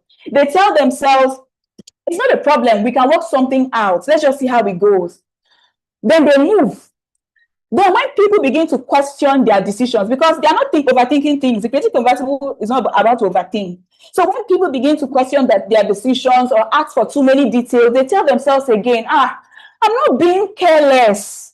You know, I know what I'm doing. It's just that I'm only open to possibilities. I'm not unserious. I just do not believe that life has to be too rigid. I'm not inconsistent. I'm flexible. I'm not talking too much. I'm just expressing myself. I'm not exaggerating. I'm not lying. I'm just helping you see the picture better.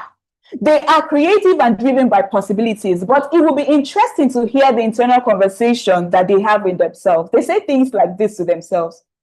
People think I'm unserious, and some think I'm not disciplined, but they also know they cannot ignore my presence and my success. People like me because I bring life wherever I go. I love fun, although I sometimes overdo it. I know I have repeated some of my mistakes.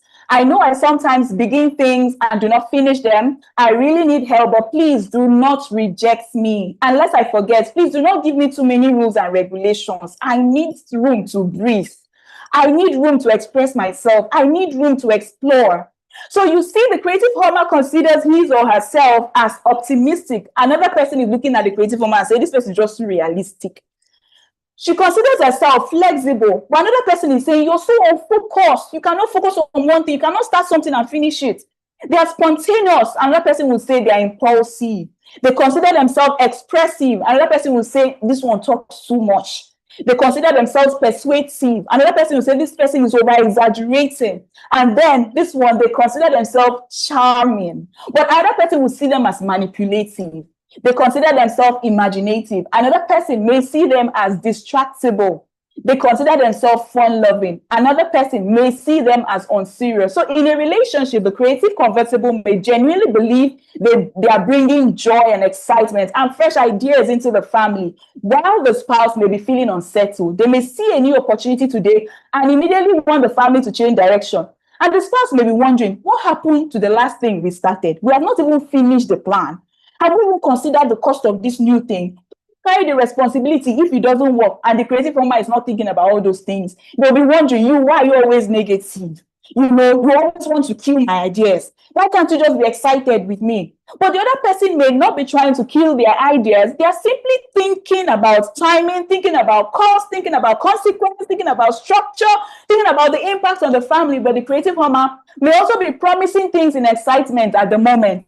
They are the ones that will tell you all the amazing things they would do because they're excited, And then when they say it, they genuinely mean it. But when the excitement reduces, they may struggle to follow through. The issue is not always that they do not care. Sometimes they simply do not pause to consider what they had, whether they had the time or they had the capacity or they had the resources or the discipline to carry it through. And this may begin to affect trust in their relationships. Okay, so if you are in a relationship with the creative Homer, I want to move quickly. So first things, before I get there, what the creative convertible would need to develop is discipline. Because freedom without responsibility eventually becomes chaos. You want to develop discipline. Not every rule is an attempt to control you. Okay, not every rule is an attempt to control. You want to build discipline and you want to also build consistency.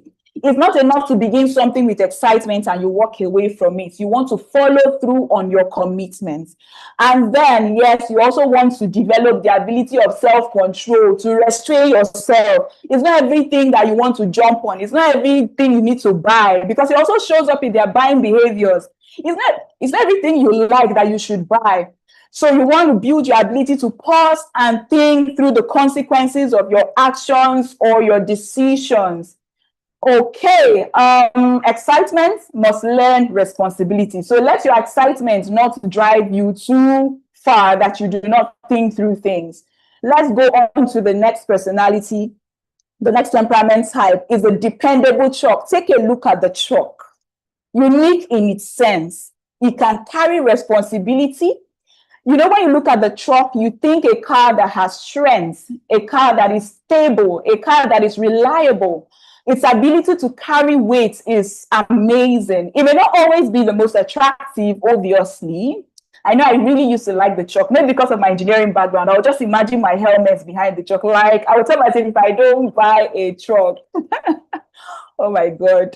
You know, so you look at the truck, very amazing. And that's how this personality shows up. The dependable truck is usually calm, patient, loyal, accepting, supportive, service-oriented, and dependable. They are often the people who stay. When situations become difficult, they do not easily walk away. When other people are agitated, they try to keep the peace. When responsibility needs to be carried, they often carry it quietly. They tell themselves, somebody has to remain calm. Somebody has to make this situation not get worse. I do not want unnecessary trouble, so they hold back. Then when people are pressuring them to speak, to confront issues, or to make decisions quickly, they tell themselves again, look, I am not weak. I know what I'm doing. I just do not like conflict. I'm not slow. I just need time to process what's going on. I'm not avoiding the issue. I'm just trying to preserve peace. I don't like trouble. I'm not saying nothing because I do not care. I just do not want things to go out of hand. They are peace-loving and driven by stability. But it will be interesting to hear the internal conversation they have within themselves. They say things like, I am a peacemaker. I love to understand and relate with people. It is not difficult for me to accept people and believe in them. I know I sometimes find it difficult to confront people when I ought to. I do not enjoy too much change. There may not be so much noise around me, but I love to serve people. The best way to enjoy me is not to shout at me because I will withdraw. But you can be sure that I am one of the most dependable human beings you would ever meet. So while the dependable truck considers his or herself, or him or herself, pardon my English, considers him or herself or his or herself calm, other people may see the dependable truck as unconcerned. The dependable truck would consider herself peaceful. Other people may see them as avoidant. They may consider themselves patient. Other people may see them as slow. They may consider themselves accepting. Other people may see them as too tolerant. They may consider themselves dependable. Other people may see them and take them for granted. They may consider themselves careful with conflict, and other people may see them as passive. They may consider themselves stable, and others may see them as resistant to change. In a relationship, the dependable truck may genuinely be trying to preserve peace, while the spouse may be feeling shut out. They may believe they are preventing an argument, while the other person feels they are refusing to communicate. They may say, I do not want us to quarrel, but the spouse may be saying, we are not resolving anything. Speak up. The dependable truck may remain quiet because they do not want the situation to become worse. But over time, the silence begins to grow or create a distance. The other person may not know what they are thinking. They may not know what they need. They may not know that resentment is already building. Then one day, the dependable truck may suddenly say, I have been unhappy for a long time. And the spouse may ask, why didn't you say anything? They may respond, I didn't want trouble. But avoiding the conversation did not remove the problem. It only postponed it. So if you are in a relationship with a dependable truck, know that they often appreciate calm communication. They appreciate patience. Emotional safety is a big deal for them.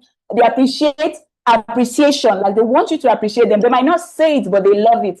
And they appreciate time to process things. They may not express, or they may not respond well to shouting.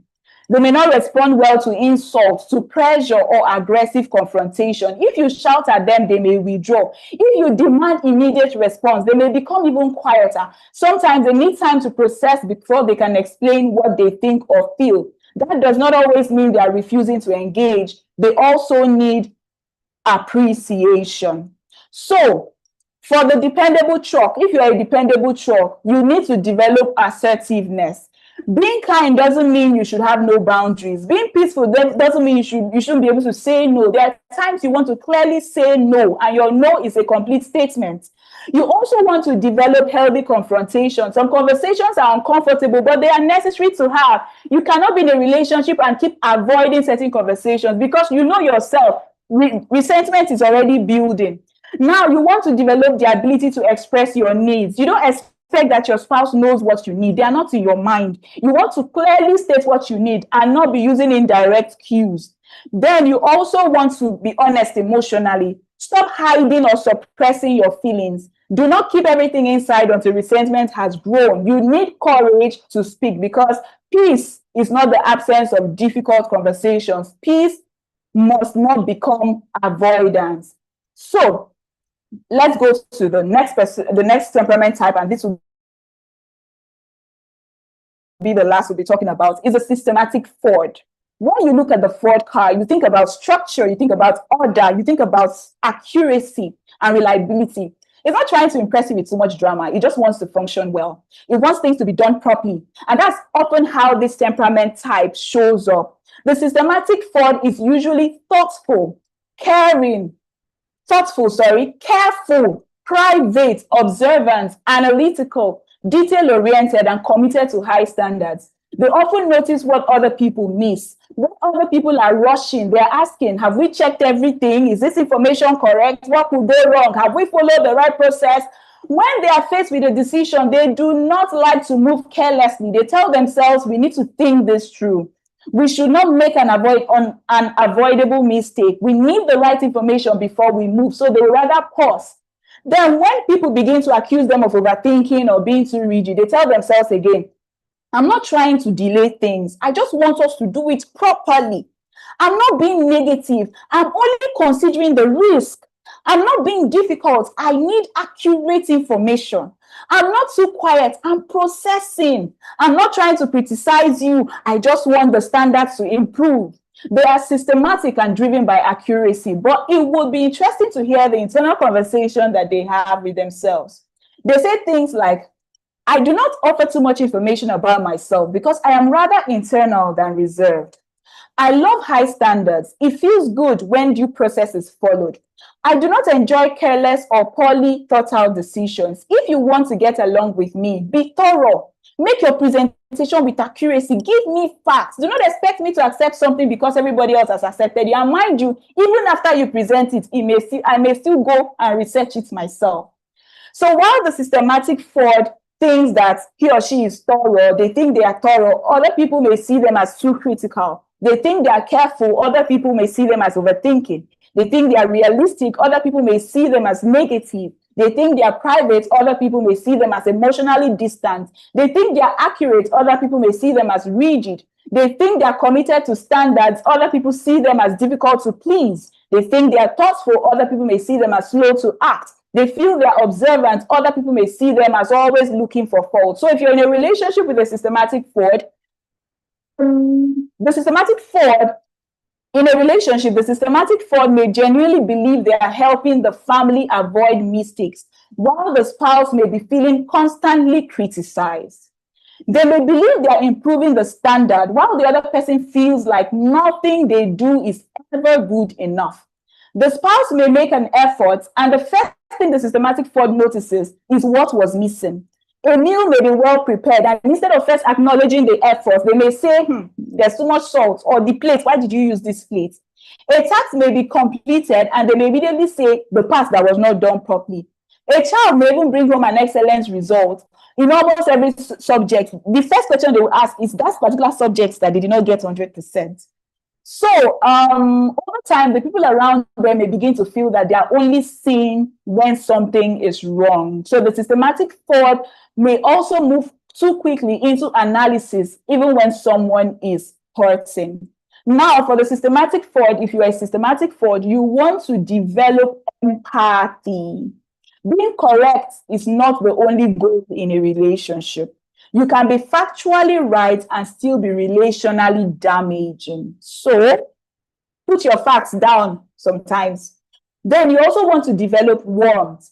Appreciation should not remain inside your head. And you know that these people are very appreciative, but they don't get to say it. So to work on yourself, you want to work on verbalizing your thank yous, verbalizing your admiration of people. And then you want to work on flexibility. Not everything will go according to plan. People make mistakes. Marriages require adjustment. Even when children begin to come, things can be unpredictable. So you want to be flexible. You want to also be able to express your emotions.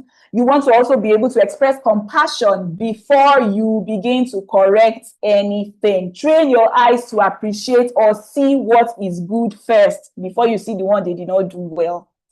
Okay, so that is it about the 4 personality types. I'm sure you're seeing yourself somewhere or you're seeing your spouse somewhere, but please let me say this. We are all a unique combination. You are a unique combination. Your spouse is a unique combination. For example, somebody can be a combination of a Hummer and a convertible. But somebody who is a 60% Hummer and 40% convertible, and another person who is a 30% intimidating Hummer and a 70% creative convertible would have some differences in their behaviors. And guess what? You can also be a combination of the 4, but in different percentages. And that's why in understanding yourself, you don't want to, because I've read profile now, I am a this, I am a that. You might not show entirely all that has been spoken. But that's why if you hear all the coaches speak, we always tell you of assessments. We consider ourselves as doctors. We don't prescribe drugs if you don't go through certain tests, right? So through assessments, we'll be able to tell that, okay, this is your combination across all the personalities, because most times you have a dose of all of them, but maybe 1 or 2 becomes predominant. So through assessments, you are going to understand yourself better. And then you don't also want to, the next person you don't want to assume is what your spouse is as well. And that's why we encourage that you seek necessary help. Don't assume things. Like now, what I started with saying we treat ourselves with mercy and others with judgment is that as I'm reading this thing now, maybe it's your spouse because of that natural tendency. So it's your spouse. That thing your spouse is supposed to work on is now glaring at you. Calm down. You're here for yourself first. So make sure that you're taking your own notes for yourself, and then you're not trying to take another person's notes.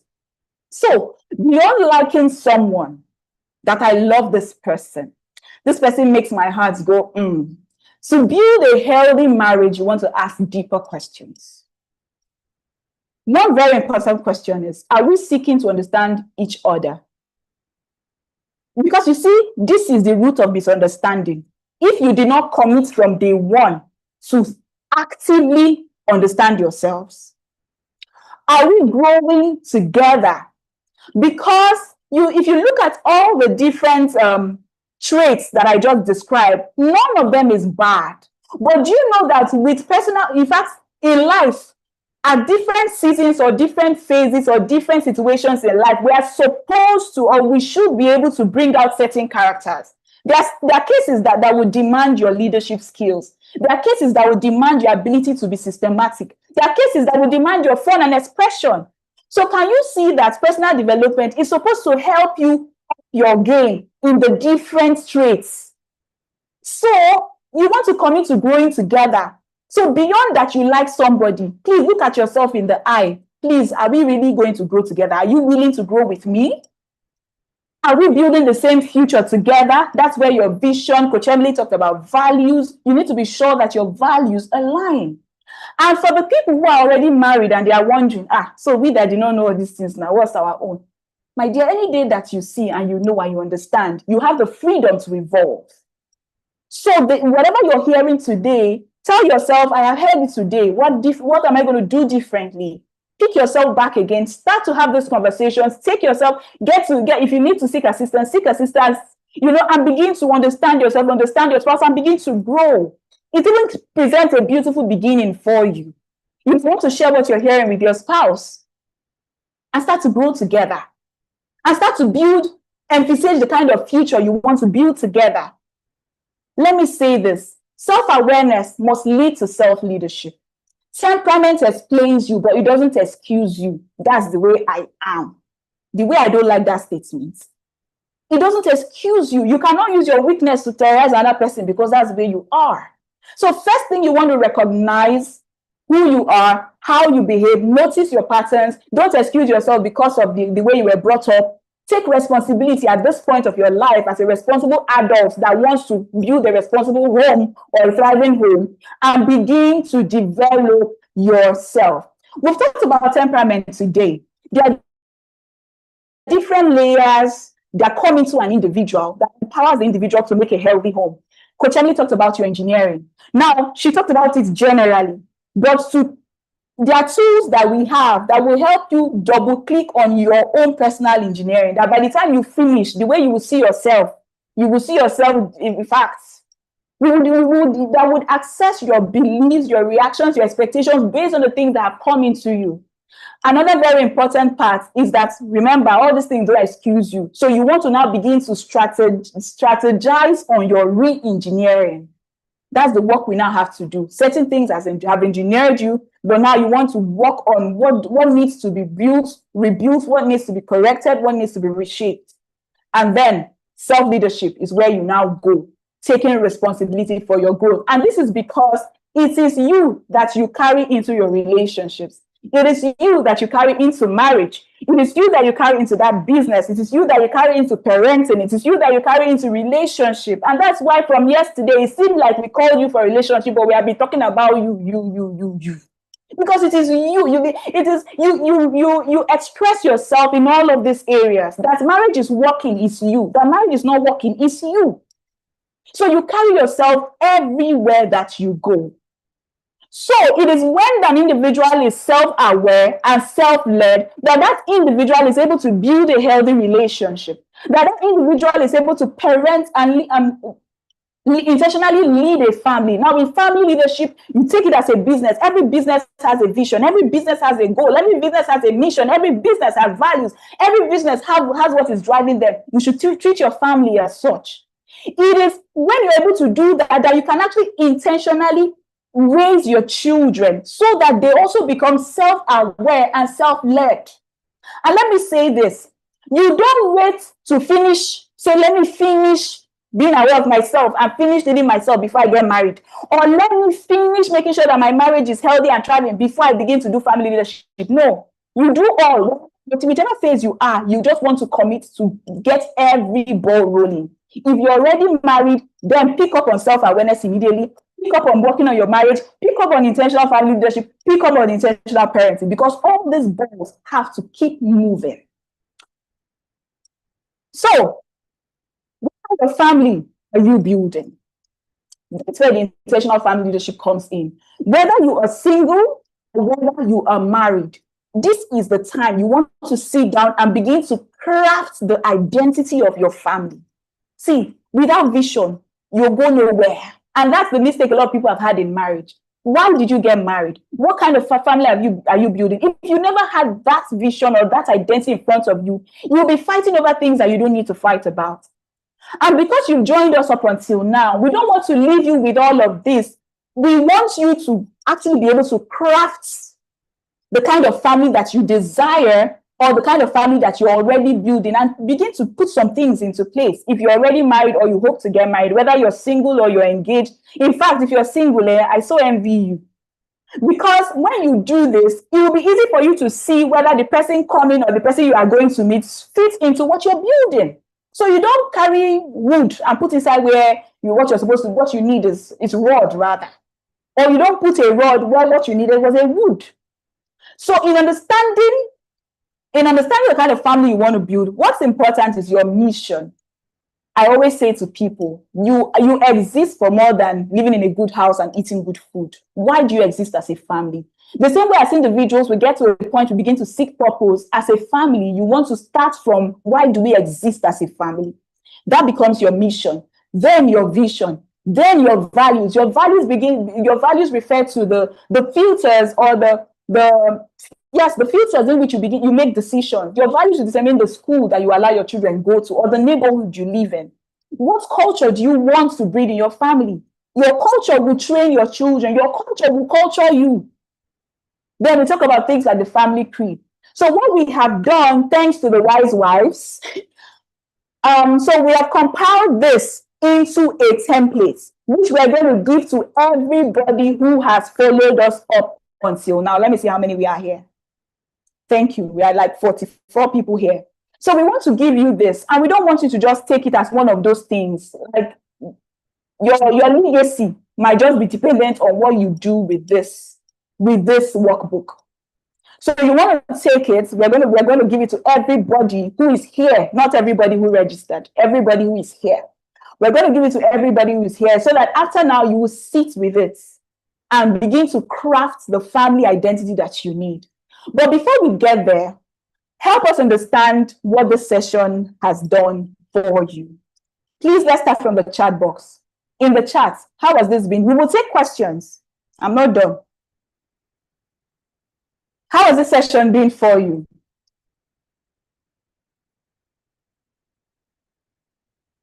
People are crying. Oh, okay. Maybe it was an old. Okay, I'm just looking through this chat. Forgive me. Please let me know. How has this been for you? Eye-opening. Alrighty. Refreshing. So educative. Thank you. Very insightful. Thought-provoking. Bless God. Insightful. It's been transformational. Okay. It's important for us to know because we are doing this thing out of very loaded. Thank you. Yes, I'm crying. No, I'm sorry. I'm sorry. I'm sorry. It's eye-opening. I'm sorry. We won't leave you crying, please. Very helpful. Okay. So because we're doing this thing as a give back to humanity, it's important for us to know what exactly we want to score ourselves, how far we have come, what exactly has shifted for you. So please, we need you. We'll give you 5 minutes. We're going to drop a post assessment. If you registered for this session, you would have taken a pre-session assessment. You're going to be having similar questions to answer. But for some of you, you'll notice that your answers might be different, right? Based on what has happened through the session. So please, I will give you 5 minutes to fill the link is in the chat now. Please click on it. Please click on it. I'll give you 5 minutes to give us your post assessment, your post session. I don't know the right English, but shall click on that link and fill it. Thank you. So once you complete your assessment, and why I said it's just for people here, because it's just people here who will get to do this. Once you complete your assessment, then you will see a link after submitting to download this workbook. Once you complete it, please take notes of the last page after you click submit. Click on the link you see on the last page. It will take you to where you download the workbook. We will take questions, so you can just, but we want you to do the assessment first. After now, the next thing we'll go into is questions, depending on how long we have left.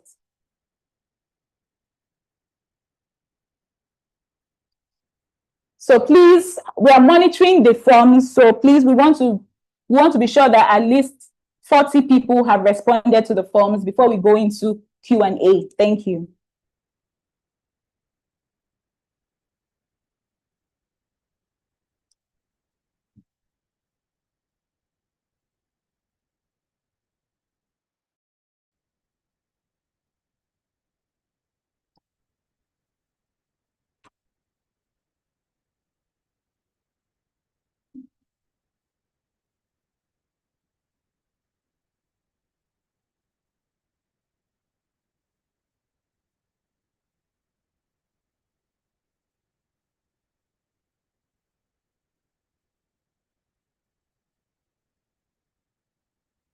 Please, if you're done, you could just drop in the chat that you're done. I'm not able to switch screens at the moment, so you could just drop in the chat that you're done.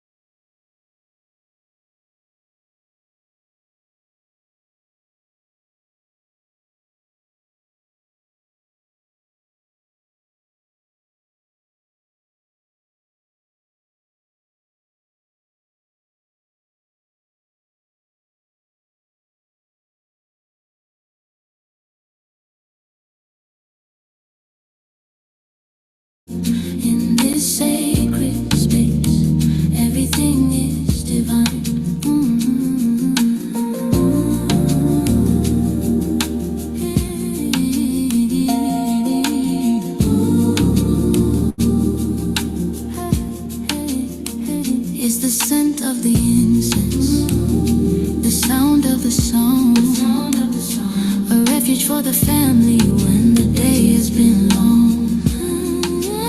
I'm curating the atmosphere, guarding the door.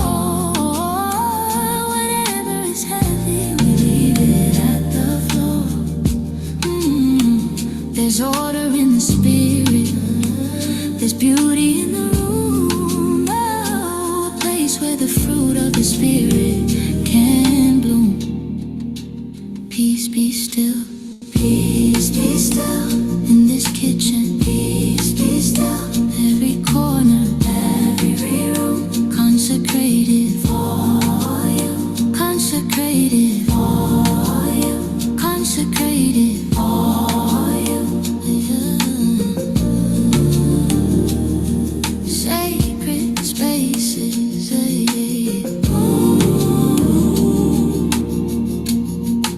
this home is a temple.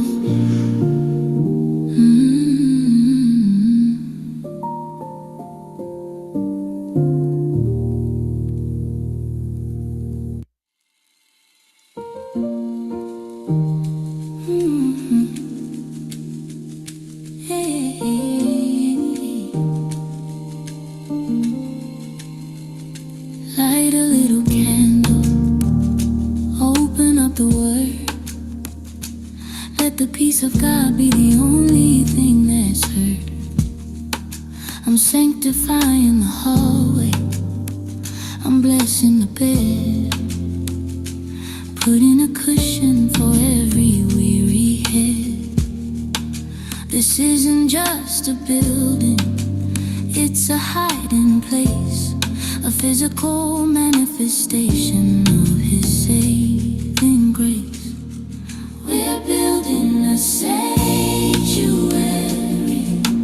wall by wall, a place where the presence can stand tall. No shadows of the world can cross this line.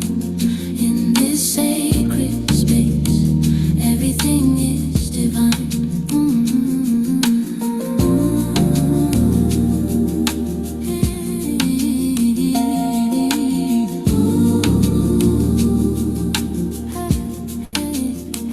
It's the scent of the incense, the sound of the song, a refuge for the family when the day has been long.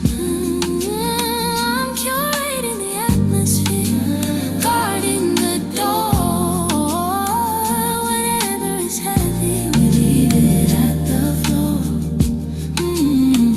There's order in the spirit, there's beauty in the room. Oh, a place where the fruit of the spirit can bloom. Peace be still, peace be still in this kitchen. Peace be still, every corner, every room, consecrated for you, consecrated for you, consecrated for you. Sacred spaces,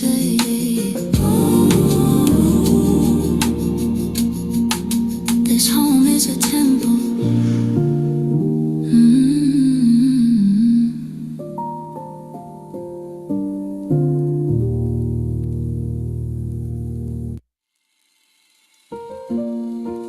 All right. All right. All right. All right. All right. Thank you. Thank you. I see the responses coming in. Thank you. All right. So let me see what we have on the chats before we move. Thank you for telling us what this has meant to you. Someone said, okay, Madam Dorothy, think you're sorted now, right? Okay, done. I see a number of done. Amazing. We are grateful too. We're grateful too. So, all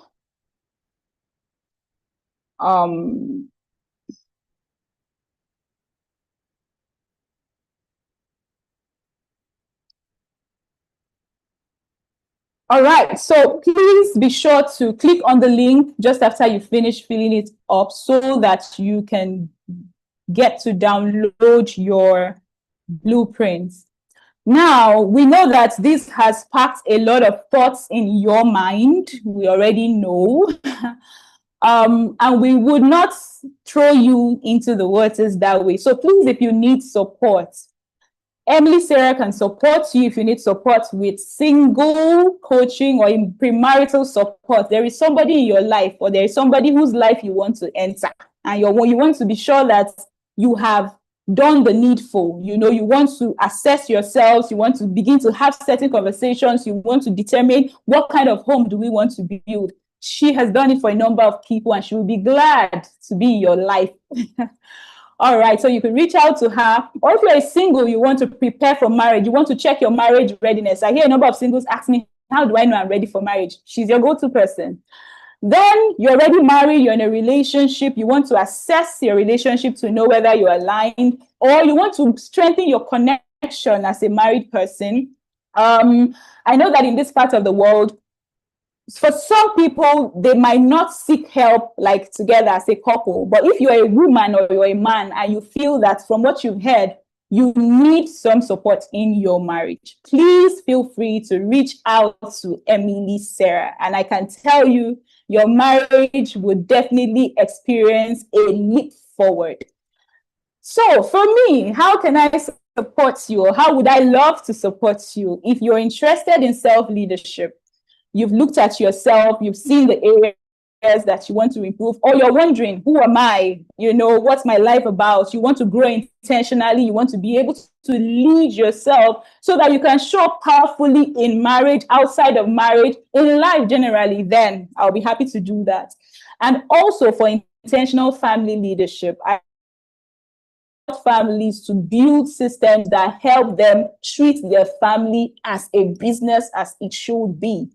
Then also for intentional parenting, I would be glad to help you ensure that your children grow up to be self-aware and ready to live life intentionally. So these are the areas that I'll be happy to support you. So we'll drop our details on the chat. I personally have a program on building an intentional family where I take parents through a challenge to build that family. There's something about like what we've is what I would help you achieve within that system. So our details will be shared maybe on the chat box or in the WhatsApp group. So at any point in time you want our support, please feel free. If you were here yesterday, you would have heard Coach Isaac. He majors on excellent marriage. Like you want your marriage to go boom. So let's take your questions. I'll stop sharing so that I can see well. We'll take the first few questions. Dropping your questions in the chat and we'll see how we can respond. I mean the WhatsApp group, but for now, because of time, we'll just take a few so that we can go. Please let me take a look at that chat.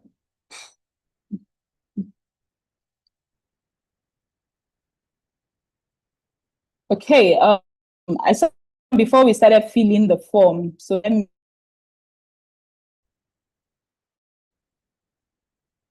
Or if you can,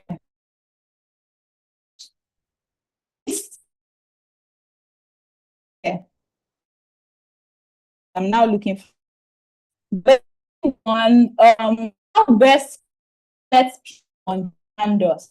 Based off the personalities you've demonstrated, how best can we also do better in meeting others or in making others understand us? Thank you so much, Tasila. This is a very, very valid and interesting question. So the first thing is understanding yourself. In fact, there's something that will help people do. You see how every product have manual. You have your own product manual, well thought out, well written. To help people understand you, they cannot get into your head to understand you. You have to communicate. That's where clear communication comes in. You want to speak to them. You want them, maybe something happened or something to introduce yourself, let them know who you are. So you have to speak clearly. And in helping people understand you, you have to learn how to speak without accusing them for being themselves. So somebody might have done something that is wrong or that doesn't go down well with you. You don't accuse them. You let them know that how it came off to you, what has happened, but then you don't accuse. Anybody you accuse would automatically defend himself. And you would have missed the opportunity to get the person to understand you. So you want to communicate clearly. Say what your expectations are. Say what you prefer. Say whatever it is does to you, or how whatever it is impacts you. So it's communication, clearly. Yes. Communication and how you treat yourself around people. You want to care for yourself and let it show that you treat yourself with dignity. All right. I hope I answered that question. Then another one says, let me see.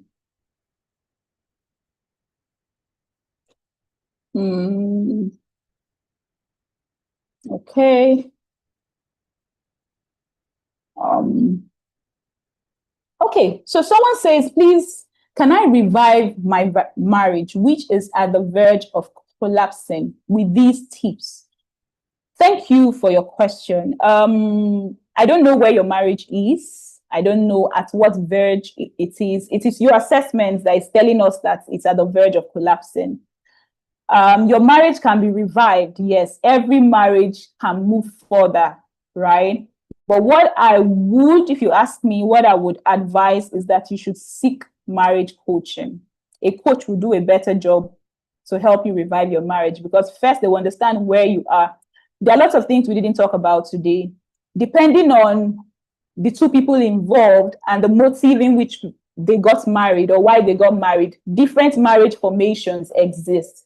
So what a coach would help you do is to get to see what your marriage formation is and how to move it past that point towards where you want it to be. So yes, it can be revived, I agree, but not just tips. No, tips will not help you do that work. I must be honest with you. You want to seek coaching.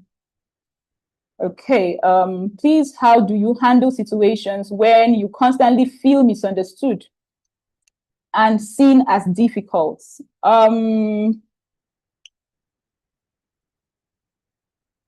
How do I say this? I'm going to assume you're talking about in marriage or maybe in your relationships with people. You know, how I see people, our relationship with people, is that it helps us to grow. So if you notice that people are always misunderstanding you, look at it again.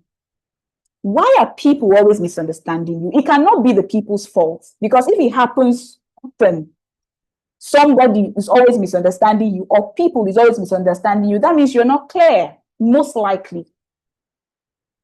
So you want to work on your ability to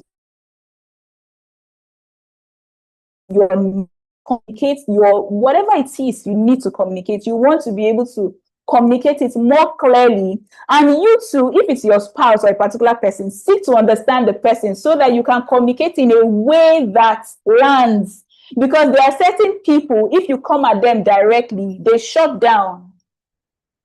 So this is the beauty of understanding people as well. So you want to first invest in understanding who is that person or who are these people misunderstanding me, so that you can learn the best way to communicate to them. And even while you're learning to communicate to them, you see that your own relationship skill is improving.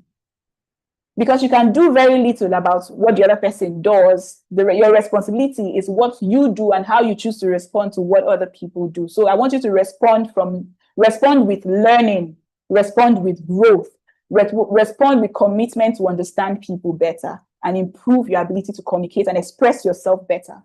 Yeah.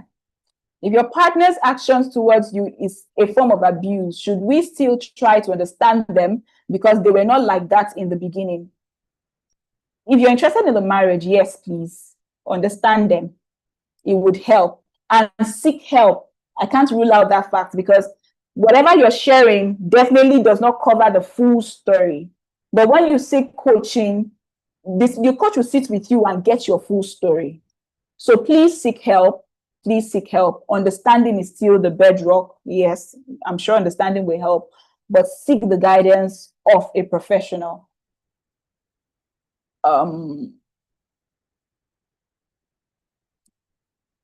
Okay, not people, but in a relationship. Yes. So what I responded is still fine in that relationship. If your spouse is always misunderstanding you, then you want to seek to understand the person, and then learn how you need to communicate with this particular person so that you can break that misunderstanding. Okay, please, how do you handle the situation when your spouse refuses to communicate and discuss some difficult conversations and would rather avoid than confront and still refuses to seek help? So, maybe because I talked about understanding people, but I will still come back to understanding people, because now this is behavior. It's information for you.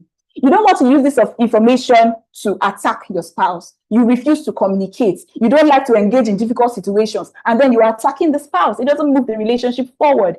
So this information you've got now should make you step back. How can I understand better what is producing this information? Because you see, when you understand people, you become empathetic. Your natural thoughts towards that person begins to readjust just by understanding the person before you even do anything else.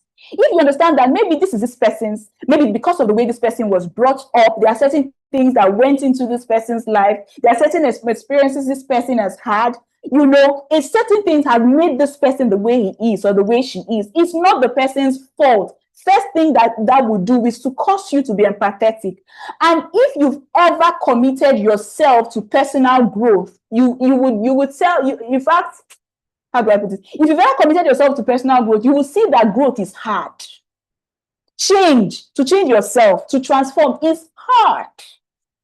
So you would need to now, from that perspective, give the person time, give the person grace, give the person patience. And now, because you're in a relationship with this person and you're interested in helping the person, you will now say, okay, at this point, what do I do to help this person? How do I relate with this person? You know, we've talked about the different personality types and how you can relate better with them. It is still your school to go to now understand the person, understand yourself, know how you can begin to, you know, communicate or relate with this person that will help the person open up. And in all of that, you're building skills. And this is why I love family, to be honest. Family helps you skill up. Because in family, you will see your weaknesses, other people's weaknesses will come at you, other people's, you know, it will help you skill up. So in doing all of these things, you see that you're now growing. When you leave home now and meet a boss that is like your spouse, relationship is better. So please see it as an opportunity to grow. And don't use that behavior as a weapon against your spouse. He's not refusing, and Coach Emily talked about how the meaning you attach to things. Now, if you see this behavior and you're saying he's refusing to communicate, somebody who is not empowered to communicate is not empowered to communicate. It's not that he has refused. So the meaning you read into what's happening makes the difference as well. So that would be the last question. If you still want to hear from us, you could do that via the chat for as long as that chat room remains. We'll decide how long it remains. I don't know if there's anything else, but Emily, Sarah. I think you have sufficiently covered it. Grateful to everyone that has stayed right until the end. A very special thank you to our fellow coaches who are on the call and have spent their time with us. I commend every single one of us for being here and staying on. It's one thing to pay for webinars like this, but to show up on 2 days and your payment is your time really, really shows commitment to your own life. So we celebrate every single one of you for being here. Thank you so much for honoring us with your presence, for leaning in, taking notes, ensuring that you are making the connections in your own life. Because in the multitude of everything that we've heard here the past 2 days, there is something specific for you. And if the only thing you have heard is start with yourself, that is the place to begin and to begin working on. So a very big thank you once again. We honor you. We appreciate you. Thank you so much. We want us to take a picture before we go. So if you don't mind, you can turn on. I'm trying to allow people to unmute, allow people to start their video. So you can unmute, you can start your video. Please, let's see your faces. Yes, so just in case you're my neighbor, I can be sure. Thank you. Let's see your faces. I need to remove the spotlight from myself. Yeah. Let's see your faces. Thank you. Oh, Coach Nafusa, thank you. Thank you for being here. Thank you so much. Thank you. Oh my God, all the way. Thank you. I'm so honored. We feel deeply honored. Thank you. Thank you. Oh my God. See the beautiful faces. Oh, am I still spotlighted? I want to remove it from myself. I'm not sure what's going on. I'm not sure whether I'm spotlighted. Thank you. I see all your beautiful faces. I would soon take the shots. I just want to be sure I'm not spotlighted. Okay. Yeah. Wow. I'm taking the first shot now. Thank you, Coach Isaac, for showing up again. You're just amazing. Thank you so much, everyone. I see Dirty, Crystal, Nabulo, Miriam, Christy, Kubuyi, and all my friends from Zambia. I see people from Zambia, Canada, UK, US, Nigeria, Ghana. Thank you. We love you. Thank you. Thank you. Thank you. Thank you. There was a registration from Morocco. Yes, I saw that as well. Thank you so much. Thank you. We're taking another shot. I hope I know how to move this to the next slide. Oh my God. Okay, I'm taking another shot. I hope I'm able to capture as much people. We're so honored. We're so grateful. We love you. And we pray that you would have the blissful marriage that you desire. You would have the blissful relationship that you desire. That because you have come here today, wherever you were in your relationship, you would definitely move to the next level in that relationship. Thank you so much. Do have a wonderful rest of the day. Bye.